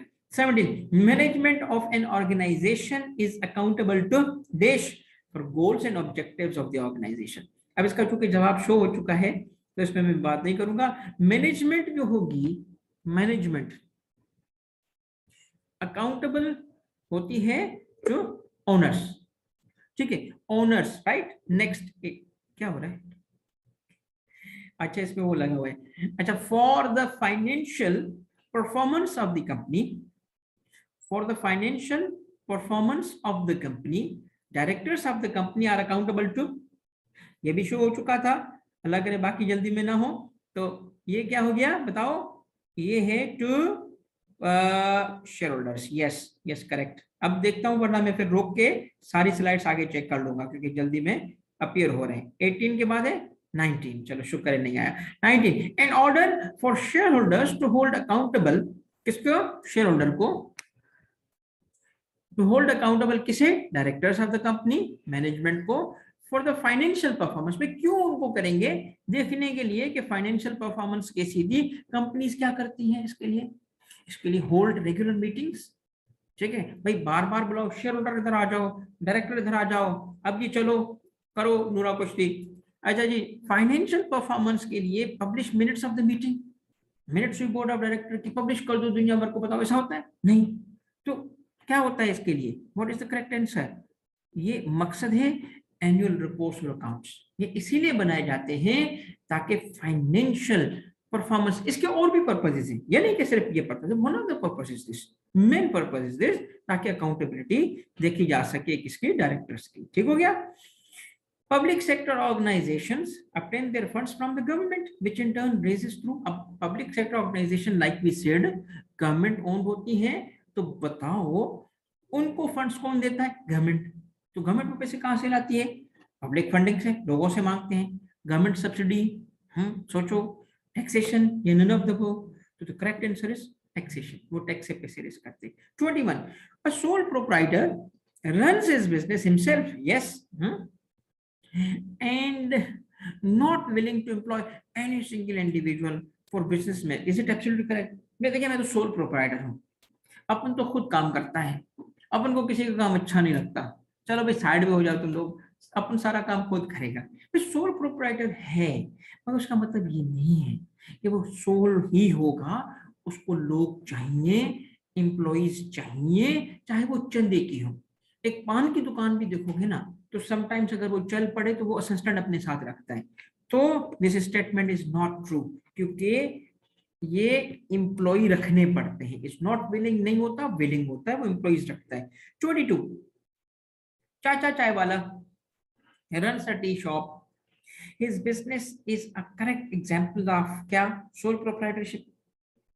Sole proprietorship is it correct, चाचा है, चाय वाला भी है, ठीक है, यस यस चाचा जी, आपकी बात हम मानते हैं, आप बिल्कुल करेक्ट एग्जांपल हो सोल प्रोप्राइटरशिप की। 23, many successful sole proprietors had previously work experience in the market in which they are competing। आज जो बिजनेस में सोल प्रोप्राइटर है, दुकान खोल के बैठा है, बिजनेस खोल के बैठा है, उसकी तारीख, उसकी पहले पिछली हिस्ट्री की बात कर रहा है। कहता है कि वो जो लोग थे ना, जो आज एज सोल प्रोप्राइटर हैं और सक्सेसफुल हैं, तो कहता है प्रीवियसली ना वो कहीं किसी कंपेटिटर की फर्म में नौकरी भी करते थे, पिछला नौकर था आज मालिक है। बोलो ट्रू और or false, is it true और फॉल्स, हाँ is it true, yes it's true, yes yes it's true, is true, ऐसा होता है। 24, with minimal legal requirements. Sole proprietor की ऑब्वियसली बात है मिनिमल सोल रिक्वायरमेंट होती है, मगर सोल प्रोप्राइटर, यहां देखना, may need to apply for dash to run his business. Now it's not always, it says may, क्या होगा, occupational licence, public advertisement, SECP confirmation, all of the above. ये देखिए क्या है, मैं डॉक्टर हूं, और मैं नहीं डॉक्टर नहीं हूँ, मेरा मूड हो रहा है कि मैं डॉक्टरी करूं, डॉक्टरी नहीं होता डॉक्टरी करूं, ठीक है, मेरा मूड बन रहा है कि दुकान खोल के डॉक्टरी करूं, तो कर सकता हूँ? नहीं कर सकता। चलो छोड़ो डॉक्टरी को, मेडिकल स्टोर तक नहीं खोल सकता, क्यों भाई? ये वो सोल प्रोप्राइटरशिप है, इसमें कुछ ना कुछ लाइसेंसिंग होती है, सब में नहीं होगी। सारे सोल प्रोप्राइटर, मैं गोला गंडा बेचना चाहता हूँ, बताओ क्या करूं? भाई गोले गंडे वाले को क्या लाइसेंस चाहिए? कुछ नहीं चाहिए। देयरफॉर इसीलिए लिखा है मे नीड, तो वो होता है ऑक्यूपेशनल लाइसेंस, ठीक है। 25, a sole proprietor does not have to discuss his plans with other individuals, hence he has advantage of secrecy. Correct incorrect? Correct incorrect? Correct incorrect. देखो पार्टनरशिप में दो पार्टनर होंगे, कंपनी में बोर्ड भी होगा, तो चीजें डिस्कस तो होंगी ना, मगर सोल प्रोप्राइटर में खुद बंदा होगा, इसलिए सीक्रेसी है, यस सीक्रेसी है। 26, X and Y are brothers, X and Y are brothers, Y manages X brother business, अपने भाई का बिजनेस मैनेज कर रहा है, and is not entitled to any share of the business profit. दोनों भाई हैं, बिजनेस चला रहे हैं, this is example of what kind of organization, दो भाई एक बिजनेस। बताओ कितने आदमी थे? सरदार दो, कौन से? एक भाई एक्स, एक भाई वे, तो बताओ गोलियां कितनी थी? एक, बिजनेस तो एक ही था। करेक्ट आंसर इज, बोलो भाई, बोलो बोलो बोलो बोलो, ये क्या है? ये क्या है? ये क्या है? ये सोल प्रोप्राइटरशिप है यार। फोर से देखो क्या है, एक्स बिजनेस मैनेज कर रहा है किसका?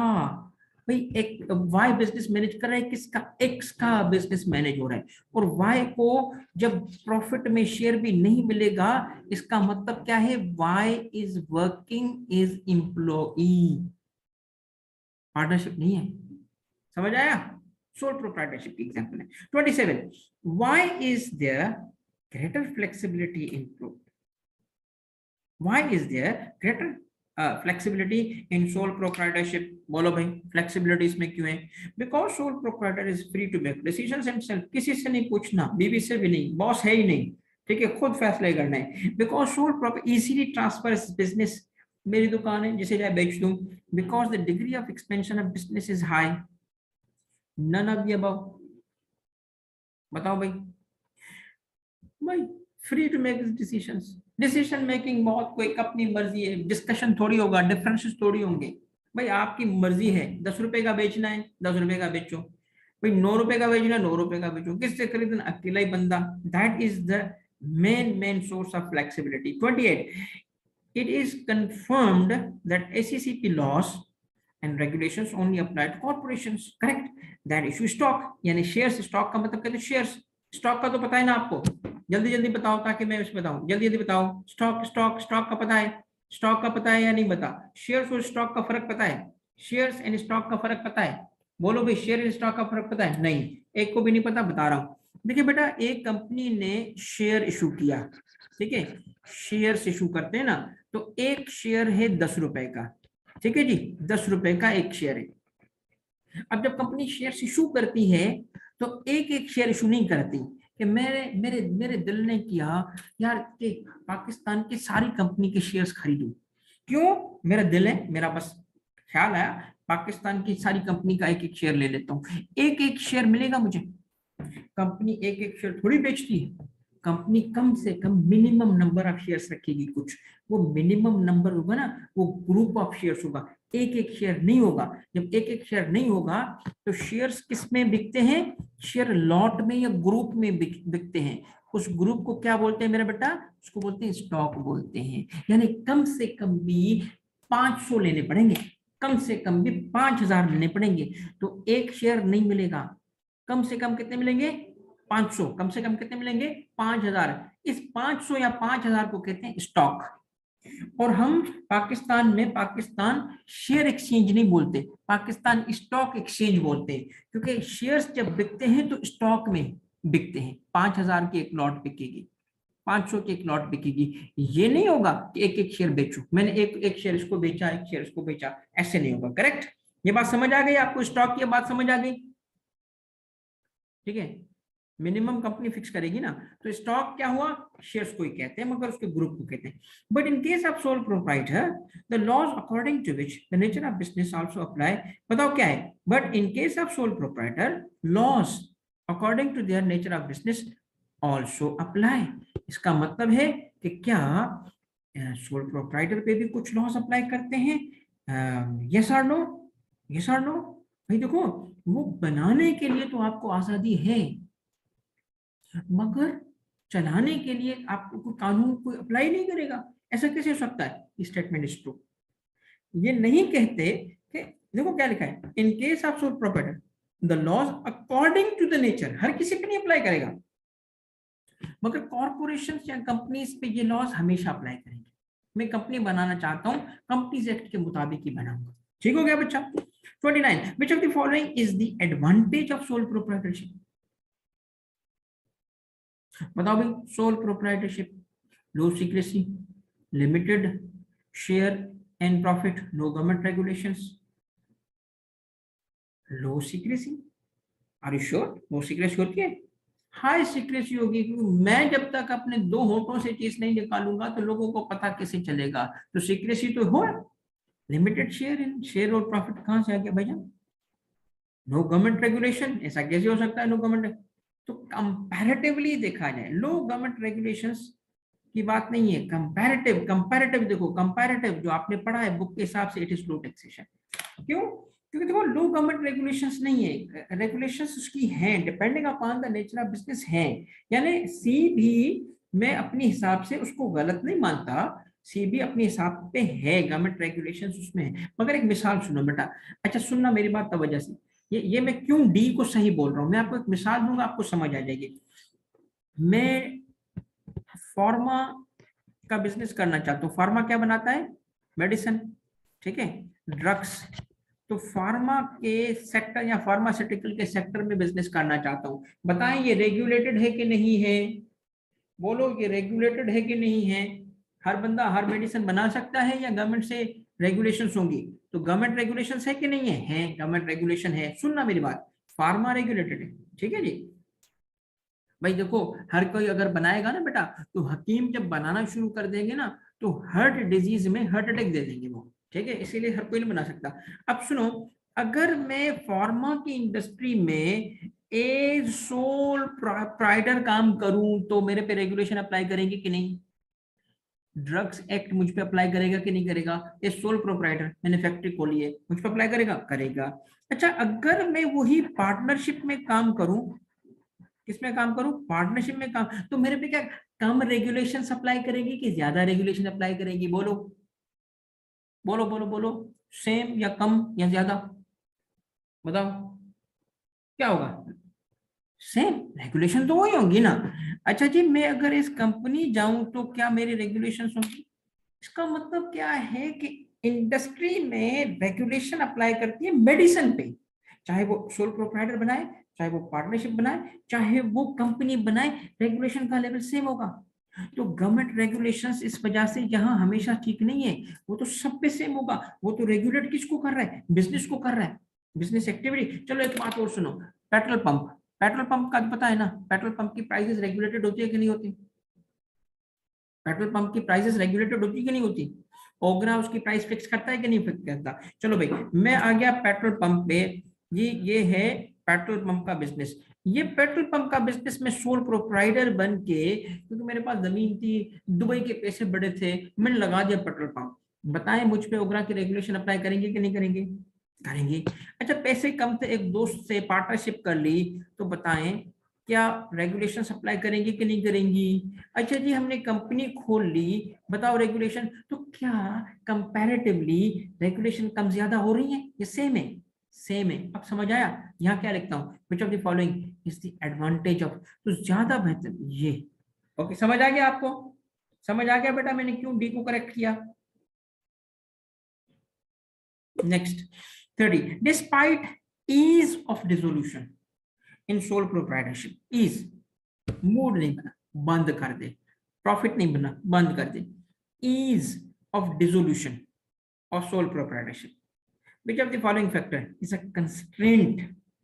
है आसान, मतलब धंधा बंद करना आसान है, सबसे आसान है। किस में आसान है? सोल प्रोप्राइटरशिप में। बट इवन देन भाईजान कंस्ट्रेंट तो है। किस चीज पे? डिसोल्यूशन पे। नहीं बंद कर सकते। कंस्ट्रेंट का यही मतलब हुआ ना, नहीं बंद कर सकते। रुको रुको रुको, ऐसे कैसे बंद कर रहे हो? ये कब आएगा? कौन सा होगा? Financial obligations, loss of the assets, higher taxation, none of the above. भाई कौन सा होगा? बताओ बताओ बताओ बताओ बताओ बताओ। लॉस ऑफ द एसेट्स नहीं, ये कैसे होगा भाईजान? सोचो तो सही, दादा सोच तो सही, सोच तो सही। भाई जो आप बिजनेस बंद, डिसोल्यूशन पे restriction, restriction in the sense के वो रोके, आपको रोके, नहीं बंद कर सकते, पहले ये करो फिर बंद करो, इसको कहते हैं। तो होगा फाइनेंशियल ऑब्लिगेशन। पैसे देने हैं आपने लोगों को, आपके बिजनेस ने पैसे देने हैं, ऐसे कैसे बंद कर रहे हो? पहले पैसे दे दो, ऑब्लिगेशन तो पूरी करो अपनी, बैंक को पैसे वापस लौटा दो, सप्लायर्स को पेमेंट कर दो, ठीक है? वो जो ओनर था जिसका रेंट पे तुम काम कर रहे थे, उसको रेंट वापस, समझ रहे? 31. As a sole proprietor, there is unlimited liability, right? Hence, in case of non-payment of debts, sole proprietor has to pay liability from, कहाँ से पे करेगा? जनरल रिजर्व कोई बनाया होगा, पर्सनल एसेट्स, बैंक बैलेंस, कहाँ से पे करेगा? कहाँ से पे करेगा? बताओ भाई, कहाँ से पे करेगा? बैंक बैलेंस होगा तो पे करेगा ना। जनरल रिजर्व, कौन सा रिजर्व? भाई जब बिजनेस ही बंद कर रहा है और पेमेंट भी नहीं कर पा रहा, तो correct answer is personal assets. इसका मतलब क्या है? सोल प्रोप्राइटर का सबसे बुरा फीचर है, सबसे बुरा फीचर है बेटा। मैंने बड़े बड़े बिजनेसमैन देखे हैं और आपको भी एडवाइस करता हूँ, सोल प्रोप्राइटरशिप में जब वो काम करते हैं तो सुन लो, जहां पे अनलिमिटेड लायबिलिटी हो, तो घर भी अपने नाम पे नहीं रखते भाईजान, गाड़ी भी अपने नाम पे नहीं रखते। बोलो क्यों? सर जी अगर लॉस हो गया ना, तो घर से निकाल के, गाड़ी से निकाल के ना झोपड़ी में बिठा के W11 पे आते रहेंगे। W11 कराची वालों को पता है, बस का नंबर है, ठीक है? तो इस वजह से ये सबसे बुरा रिस्क, बुरा बुरा फैक्टर होता है इसका। शॉर्टकट, ठीक है? चलो भाई 32 ये है, under which law sole proprietor has to pay off his debts by using personal assets in case of non payment of debts, in case of non, कौन सा कानून होगा? बताओ कौन सा होगा? Company act, banking loss, bank law बोलेगा ना पैसे दो, या bankruptcy loss? Correct answer is bankruptcy loss. Bankrupt हो गया ना, तभी तो पैसे नहीं पे कर पा रहा ना, तो उसको बैंक्रप्सी लॉ के मुताबिक अंडर पे पेमेंट करनी पड़ेगी। 33 sole proprietor freely runs his business and manages the business himself, but due to dash he may not be able to manage the business properly and has to hire employees. किस वजह से? Limited skills, lack of planning, load of work, business expansion. Correct तो इनमें से कोई भी हो सकता है, बट कौन सा आपको लगता है? कौन सा? Yes yes yes yes yes, limited skill. हर काम थोड़ी आता है, इसलिए टीम बनाते हैं, ठीक है? हर काम आपको नहीं आएगा। 34 in case the sole proprietor becomes mentally ill or dies, business may come to an end, correct? This means there is sole proprietorship की एक और बात, क्या? lack of continuity, lack of liquidity, lack of life, none of the above. Sole proprietor में शायद क्या है? lack of continuity, lack of continuity, right? 35 to form partnership there must be at least eight least, how many members? Eight least 2 members, right? maximum number बताओ, बोलो शहजादो, बोलो बोलो बोलो, कितने कितने आदमी थे? कितने आदमी थे? 20।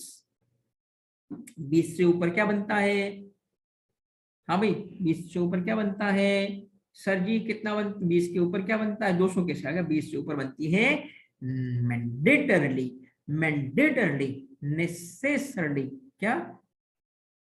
ओके, कंपनी, मैन्युफैक्चरिंग 10, क्यों भाई 10 वापस। 37 37 37 the partnership in which the liability of at least one partner, गौर से देखना, one partner must be unlimited, must be unlimited, is called is called, confusion है इस टॉपिक में, कंफ्यूजन लग रहा है मुझे आपके जवाबात में।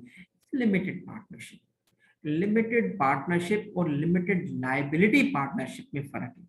One is limited partnership and the other is limited liability partnership. उस पर बात होगी मोस्ट प्रोबेबली अगली क्लास में। बट लिमिटेड पार्टनरशिप किसको कहते हैं, उसकी डेफिनेशन ही ये है कि जिसमें कम से कम एक पार्टनर होगा जिसकी लायबिलिटी अनलिमिटेड होगी, बाकी की लिमिटेड हो सकती है। ठीक है। 38, in limited partnership usually the which partner, general partner, उसको कहते हैं general partner, receives a larger share of the profit after the limited partners have received their initial investment back. Correct, incorrect? Correct, incorrect? Yes भाईजान, correct. Yes भाईजान, correct. भाई क्यों ऐसी मेहरबानी क्यों हो रही है इस पे, जनरल पार्टनर पे? क्योंकि उसकी लायबिलिटी क्या थी, अनलिमिटेड थी। आई बात समझ, उसकी लायबिलिटी अनलिमिटेड थी तो उसको लार्जर शेयर मिलता है। 38, रिस्क उसने ज्यादा लिया था। 39, in partnership the funds can be raised easily in spite of unlimited liability because partners combined financial strength also increases the firm's ability to raise funds. True, false, true, false, true, false? Yes, true. Yes, true. क्यों? क्योंकि दो अगर लोग हों और दो लोगों की लायबिलिटी भी अनलिमिटेड है, उनके पीछे बैकिंग भी है, कुछ एसेट्स भी है, तो क्या होगा, फंड्स ज्यादा रेज कर सकेंगे। बैंक होगा, कहेगा आ जाइए ये दो पैसे, क्यों नहीं दोगे तो कोई टेंशन नहीं है, हम तुम्हारे घर उठा लेंगे। 40, the sole proprietor liability is unlimited and sole proprietor की बात हो रही है, and debt is paid from his personal assets, ये बात हो गई। Due to this it is considered that there can be greater risk of default. Okay, thus before borrowing he has to dash his personal assets. अब अगर bank क्या कहेगा जी, पैसा देगा ना तो क्या कहेगा जी, सेल करो, प्लेज करो या छुपा दो, क्या कहेगा उसको, फंड्स की वजह से प्लेज करवाएगा, पर्सनल एसेट्स पे प्लेज होते हैं उसके। 41, which of the following statement represents the advantage of limited partnership की बात नहीं हो रही, लिमिटेड लायबिलिटी पार्टनरशिप की बात हो रही है। लिमिटेड पार्टनरशिप में एक मेंबर, जनरल जो मेंबर है, इसकी अभी हमने बात की थी, यहाँ पे जनरल पार्टनर इसकी बात थी ना। अब जनरल पार्टनर से आगे चले गए हम, ये बताओ limited liability partnership, the partners liability is limited but one partner liability must be unlimited. फिर आपने थोड़ा सा इस पे मुझे समझाना पड़ेगा बाद में, ठीक है, क्योंकि आज का थोड़ा सा टाइम कम है। देखो ये लिमिटेड पार्टनरशिप नहीं है, ये लिमिटेड लायबिलिटी पार्टनरशिप है। ठीक है, ये थोड़ा सा अलग ऑर्गेनाइजेशन होती है। This is the correct limited liability partnership protects each individual partner from responsibility from the acts of the other partners. ठीक है, ये लिमिटेड पार्टनर अगर लिखा होता है ना लिमिटेड पार्टनरशिप, तो उस केस में फर्स्ट स्टेटमेंट होगी the partner liability limited one partner कीजिए, तो इसमें फर्क है लिमिटेड लायबिलिटी पार्टनरशिप में और लिमिटेड पार्टनरशिप में। ठीक है बेटा, तो correct answer is C. Which of the following is disadvantage for partnership? Business income is taxed at corporate rates. All the partners' liability is limited except general partner. Regulatory control, sharing the profit. Very good. Yes, sharing of the profit. Okay. 43. In partnership, dissolution is not easy because if a partner who owns more than this percentage of the shares of the entity withdraws, dies or becomes disabled, the partnership must reorganize or end. बताओ क्या percentage होगी भाई, 75। क्या लिखा है, more than हो तो 25, तो बोलो तो 50, तो बोलो तो क्या होगा भाईजान, देखो 50, 50%, 50 50 50, राइट, क्योंकि मोर देन लिखा है, मोर देन, ऑन्स मोर देन, तो 50 से ही वो बात शुरू हो जाएगी ना। 75 पे अप्लाई तो होगा बट क्या होगा, 50 से ही काम शुरू हो जाएगा। ये 75 के ऊपर भी होगा, ये बात अप्लाई करेगी, बट 60 पे भी तो होगी ना। तो इसका मतलब 50 को जब हम टिक करते हैं तो ए वाला 75 वैसे ही कवर हो जाता है उसमें। तो करेक्ट आंसर इज 50 नॉट, क्योंकि अगर 60 होता तो उस केस में ए इज इनकरेक्ट। ठीक है, ए इज इनकरेक्ट क्योंकि हमें 60 वाले पे भी ये बात अप्लाई करती है जो सवाल में पूछी गई है। Therefore 50 is correct. The co-owners of business The co-owners of partnership business are called partners and they collectively form private company. Yes, company है ना उनकी मोस्टली. Is it true? नहीं, कंपनी कैसे बनी यार? ठीक है, it's a false state. It's not company, it's partnership. 50 or 45. Who set the corporate major goals? Stockholders यानी शेयर होल्डर्स, एम्प्लॉइज, लेंडर्स या board? Board. Corporate board here. B is correct. Corporation is a large scale business, but when it goes bankrupt, the liability is limited to the assets of the company. Correct के incorrect? या share holders की liability भी होती है, उनके भी घरों में जाके उनसे चीजें छीनी जाती हैं? नो, नहीं. इसलिए it's true statement. Liability is limited to the extent of the company's assets. A, B, and C form a firm and all are referred to as partners. Firm बना है, partners. This is the example of what kind of business? एक firm बना है, इनको partner बोला जा रहा है, तो बिजनेस का फॉर्म क्या? वो कॉर्पोरेशन, जनरल पार्टनरशिप, पार्टनरशिप, और none of the above. Simple partnership, right? 47 is partnership. 48, basic aim of Companies Act is to Companies Act का जो लॉ है उसका एम क्या है? To dash the interest of safeguard. क्या करेंगे? Limit, restrict, control या safeguard. Safeguard is the correct answer. 49, it is necessary for private company to publish their accounts for showing the progress of their company and attracting general public. सोच समझ के जवाब देना. Yes, ऐसा ही तो होता है ना. हाँ भाई, सही है. शाबाश शाबाश. ओके ओके, शाबाश. जो जो ए टिक कर रहा है ना, ए बोल रहा है, शाबाश. और ज्यादा ए बोलो, और ज्यादा ए बोलो, क्योंकि तुम्हारा जवाब गलत है. It's false. अब पूछो क्यों? बोलो भाईजान क्यों? दादा पूछ क्यों क्यों क्यों क्यों? सर जी बताओ भी. यार ये प्राइवेट कंपनी लिखा है यार, प्राइवेट कंपनी लिखा है. कुछ शर्म होती है, कुछ हया होती है यार. गौर से तो पढ़ो. मतलब तुमने कंपनी देखा और शुरू हो गए यार प्राइवेट कंपनी ऐसा करती है पब्लिक से कैसे? मतलब वो क्या लिखा है? Progress company attract general public. है जनरल पब्लिक प्राइवेट कंपनी करती है यार? बोलो यार. ठीक है, पब्लिक कंपनी करेगी ना, प्राइवेट थोड़ी करेगी. सही है, सही है, सही है. तो तवज्जो से पढ़ना पेपर में. जाओ ना समझ के. यहाँ माइंड गेम्स भी मतलब वो एग्जामिनर कुछ भी कर सकता है ना. तो आखिरी सवाल है आज का. This is also the objective of the companies act to promote. Companies act का ये भी ऑब्जेक्टिव है क्या? To promote government laws, good corporate governance, interest of the government, corporate objectives. गौर से देखो, गौर से देखो. तुमने बुक नहीं पढ़ी. कॉर्पोरेट ऑब्जेक्टिव्स, कॉर्पोरेट ऑब्जेक्टिव्स, गौर से सोचो उसका क्या ताल्लुक है? Good governance, good corporate governance.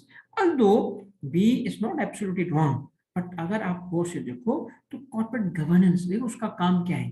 उसका काम है प्रोटेक्ट करना, सेफ गार्ड करना इन्वेस्टर्स को. तो करेक्ट आंसर भी. आज का सेशन बेटा यहाँ आके हम एंड करते हैं. हमने 50 प्लस आई थिंक 23, यस 23, तो 73 एमसीक्यू आज के सेशन में किए. ठीक है, 73 एमसीक्यू अलहमदा हमने किए. चैप्टर 2 भी अच्छा खासा हमने कवर कर लिया है. और आपने हमारा माइंड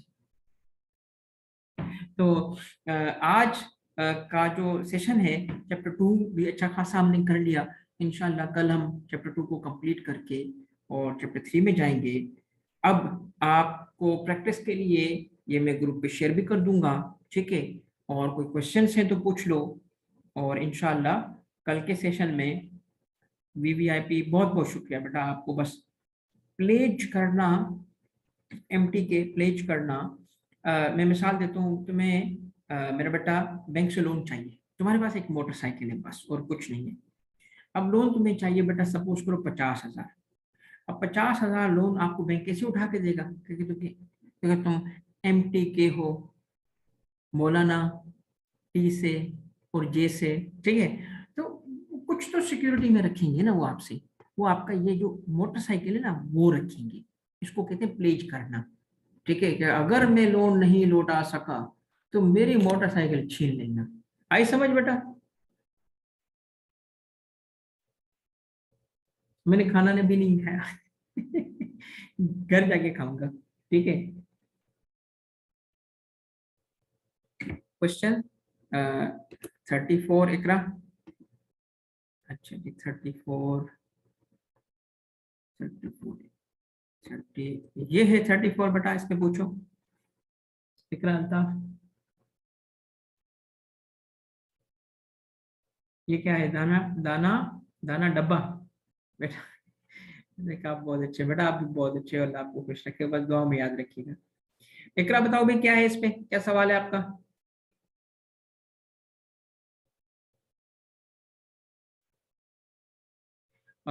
रोशन, रोहान, रोशन नहीं, रोहान, रोहान बेटा, प्राइवेट कंपनी लिमिटेड लायबिलिटी क्या चीज होती है, इसको मैं एक्सप्लेन करता हूँ। कोलेट्रल एज प्लेज, ठीक है बेटा। 30 वाला रिपीट कर दें, मगर मैं पहले 31, जिसने 34 कहा था ना, वो बच्ची किधर गई बेटा? 30 को भी रिपीट करता हूँ, क्योंकि आप अभी 34 पे रिप्लाई नहीं करी बेटा, तो मैं सवाल पूछोगी तो एक्सप्लेन करूंगा ना, तो मैं अभी 30 पे चला जाता हूँ, ठीक है। 30 पे सवाल आया है। 30 पे सवाल क्या है? Despite ease of resolution in sole proprietorship, which of the following factor is constraint on resolution of business. जब सोल प्रोप्राइटर बंद करें, जब सोल प्रोप्राइटर अपना बिजनेस बंद करते हैं, तो ईज ऑफ डिसोल्यूशन होती है, यानी वो अपनी मर्जी से आसानी से बंद कर सकते हैं। मगर इसके बावजूद उन पे थोड़ी सी रिस्ट्रिक्शंस हो सकती हैं, उसके बिजनेस बंद करने पे कंस्ट्रेंट का मतलब लिमिटेशन आ सकती है। तो कौन सी ऐसी चीज है जो लिमिटेशन होगी इसके डिसोल्यूशन पे, यानी वो बिजनेस बंद करने में रुकावट बन सकती है? उस सेंस में पढ़ो। अब फाइनेंशियल ऑब्लिगेशंस होंगी, उसको पूरी करनी पड़ेगी बिजनेस बंद करने से पहले, क्योंकि बैंक्रप्सी लॉ अप्लाई करते हैं, ठीक है बेटा। 30 समझ आ गया? इकरा आपने पूछा सर समझ नहीं आया, बिल्कुल ठीक है। अब आपके सवाल पे आते हैं। ये है इकरा आपके लिए बेटा 34। 34 पे हमने कहा कि ये आपके आपके 34, in case the sole proprietor becomes mentally ill. Mentally ill का मतलब ये कि कानूनन, मेंटली इल का मतलब ये नहीं कि यार वो बड़ा टेंशन हो रही है आजकल, बड़ा स्ट्रेस है, क्यों भाई बिजनेसेस जो है वो ग्रो नहीं कर रहे, वो मेंटली इल नहीं बेटा। मेंटली इल का मतलब है कि इज डिक्लेयर्ड इज इनसेन, अगर कानूनन वो साउंड माइंड का ना रहे, ठीक है, या उसकी डेथ हो जाए, वफात हो गई, तो उस सूरत में क्या होता है, सोल प्रोप्राइटर जो होता है वो तो इस बिजनेस एंटिटी तो खत्म हो गया ना, इस बिजनेस एंटिटी खत्म हो गया, द बिजनेस एंटिटी में एंड, ठीक है। इसका मतलब क्या है? अब कंपैरेटिवली देखो, इकरा कंपैरेटिवली कि सोल प्रोप्राइटरशिप में ऐसा होता है, मगर क्या पार्टनरशिप में ऐसा होता है, क्या कंपनी में ऐसा होता है कि अगर एक पार्टनर वो ऐसा है कि वो इंसेन हो जाए या उसकी डेथ हो जाए, या शेयर होल्डर इंसेन हो जाए, लीगली इंसेन, और डेथ हो जाए, तो कंपनी बंद हो जाती है? नहीं ना। तो इसका मतलब क्या है कि ये हम कंपैरेटिव बात कर रहे हैं सोल प्रोप्राइटर के लिए। तो करेक्ट आंसर क्या है? Lack of continuity. क्या? There is lack of continuity in sole proprietorship. एक बंदे की डेथ हो जाएगी, वो प्रोप्राइटरशिप खत्म हो जाएगी। वो अलग बात है कि वो एसेट्स, वो, रोहन आता हूं आपके सवाल की तरफ बेटा, वो एसेट्स उसके बच्चों की तरफ चले जाएंगे, वो फिर बिजनेस शुरू करें, ठीक है। मगर किसी ने कंटिन्यूटी होती है ना, बाकी वहां वो नहीं है। समझ आ गया बेटा इकराम? रोहन आपका क्वेश्चन क्या था विथ रिस्पेक्ट टू 41? 41 वाला हो गया। ये है 41 वाला। 41 वाला बेटा मैं आता हूँ आपके सवाल की तरफ। पहले रोहन हमें,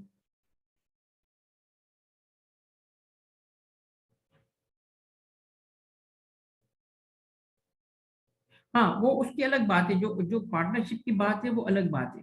पार्टनरशिप की बात मैं भी नहीं कर रहा, मैं कंपनी की मिसाल दी, ठीक है। अच्छा अब देखिए एक चीज जो रोहन आपके सवाल बेटा चूंकि डिस्क्रिप्टिव है, मैं पहले जिसने नंबर बताया उसको सवाल करूंगा, वो आपको बताऊंगा। 41, 41 में क्या है बेटा? लिमिटेड लाइबिलिटी पार्टनरशिप है। ये लिमिटेड पार्टनरशिप से मुख्तलिफ है, ठीक है। कैसे मुख्तलिफ है? इसके सारे पार्टनर्स जो होंगे वो जिम्मेदार नहीं है किसी और पार्टनर के। नॉर्मली तो क्या होता है, कोई भी partner on behalf of partnership कोई काम करेगा तो जिम्मेदारी आ जाएगी ना, कि अगर ऑन बिहाफ ऑफ पार्टनरशिप उसने सेल परचेज की तो सब जिम्मेदार होंगे। उस सेंस में इसमें कोई भी पार्टनर जो लिमिटेड, इस पे अगली क्लास में थोड़ी सी तफसील बताऊंगा। अब है जो 50 जिसने पूछा अभी लास्ट वाला, उसमें ये है कि कंपनीज एक्ट के अगर ऑब्जेक्टिव्स आप बुक में पढ़ेंगे, तो वन ऑफ द ऑब्जेक्टिव लिखा है गुड गवर्नेंस। तो कंपनीज एक्ट किसकी गवर्नेंस के लिए बात करता है? कॉर्पोरेट गवर्नेंस की बात करता है। गुड गवर्नेंस का मतलब क्या है कि अगर लोगों से फंड्स लिए गए हैं तो कंपनी के डायरेक्टर्स उसको प्लंडर ना करें। उनकी डायरेक्टर्स की फाइड्यूशियरी ड्यूटीज होती है। फाइड्यूशियरी ड्यूटीज का मतलब अपनी जाती इंटरेस्ट नहीं, कंपनी के इंटरेस्ट को प्रमोट करेंगे। यानी गवर्नेंस जो होगी वो गुड होगी। इस सेंस में कंपनीज एक्ट का कंपनीज की गवर्नेंस के लिए एक ऑब्जेक्टिव है to promote good governance in companies. ठीक है बेटा, समझ। अब रोहन आपकी तरफ आ रहा है। आपने जनरल सवाल पूछा बेटा। आपने कहा कि लाइबिलिटी और दूसरी आपने बात की कंपनी की। ठीक है, तो देखो पहली बात यह है कि लाइबिलिटी का मतलब क्या है। लिमिटेड लाइबिलिटी का मतलब क्या है बेटा? रोहन, यही सवाल था ना बेटा तुम्हारा? लाइबिलिटी का मतलब क्या होता है? ए ने बी को पैसे देने। क्यों देने हैं? क्योंकि ए ने उससे परचेजेस की थी। अब बी को पैसे देने हैं तो बी को पैसे किसने देने हैं? ए ने देने हैं। ठीक है, ए के पास पैसे नहीं होंगे तो ए के एसेट्स होंगे। उन एसेट्स को वो क्लेम करेगा ए, उसको पैसे मिल जाएंगे वापस। ठीक है, ये आप जो देख रहे हो ये क्या है? लाइबिलिटी। ए ने एक शॉप खोली। ठीक है, ये शॉप है उसकी। शॉप की ट्रांजैक्शन होती है बी से, बैंक से। शॉप की, ए की नहीं, ए के शॉप की। ठीक है, अब हुआ क्या, वो पैसे नहीं दे सका। केस फाइल हुआ कि जी मुझे जो है वो पैसे नहीं मिल रहे। तो अनलिमिटेड लाइबिलिटी का मतलब क्या है? इस शॉप में जो चीजें पड़ी थी वो बैंक ने उठा ली, मगर फिर भी वो पेमेंट नहीं हो सकी।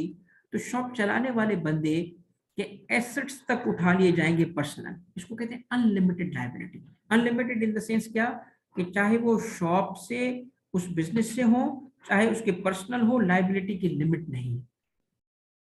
दूसरी चीज क्या है बेटा? Limited liability.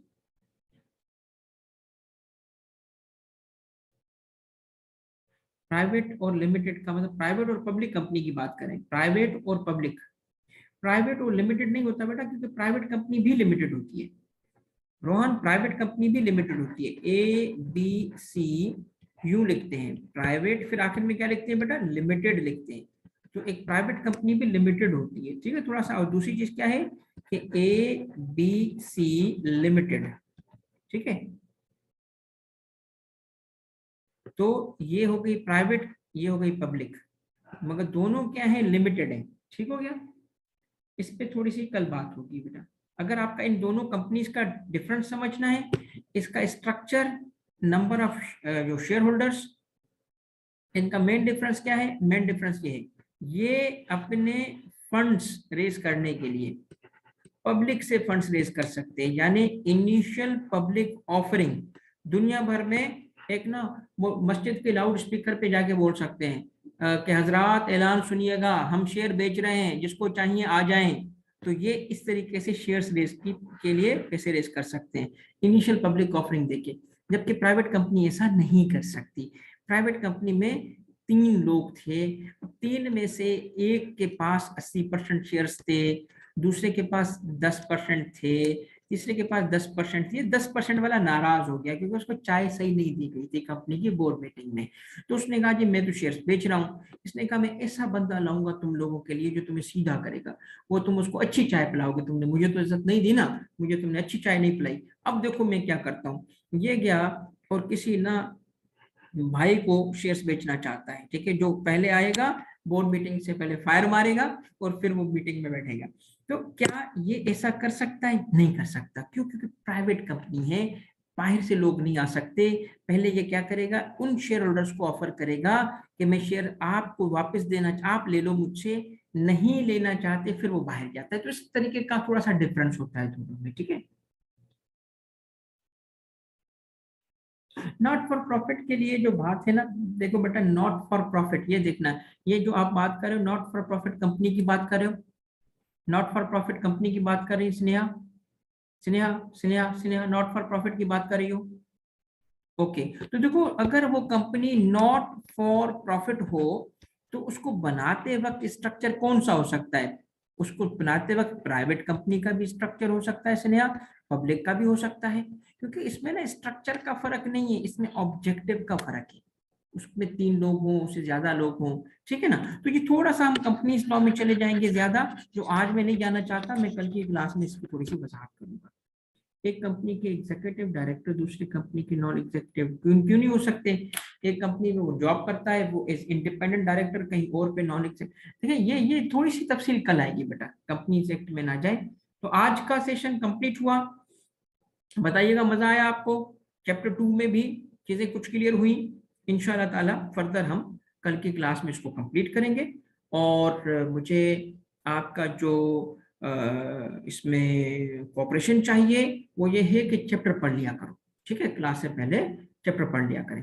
तो थैंक यू वेरी मच मेरे बच्चों, अल्लाह आपको खुश रखे। इंशाल्लाह कल की क्लास में हम फर्दर इसको 51 से ऑनवर्ड्स कवर करेंगे, ठीक है।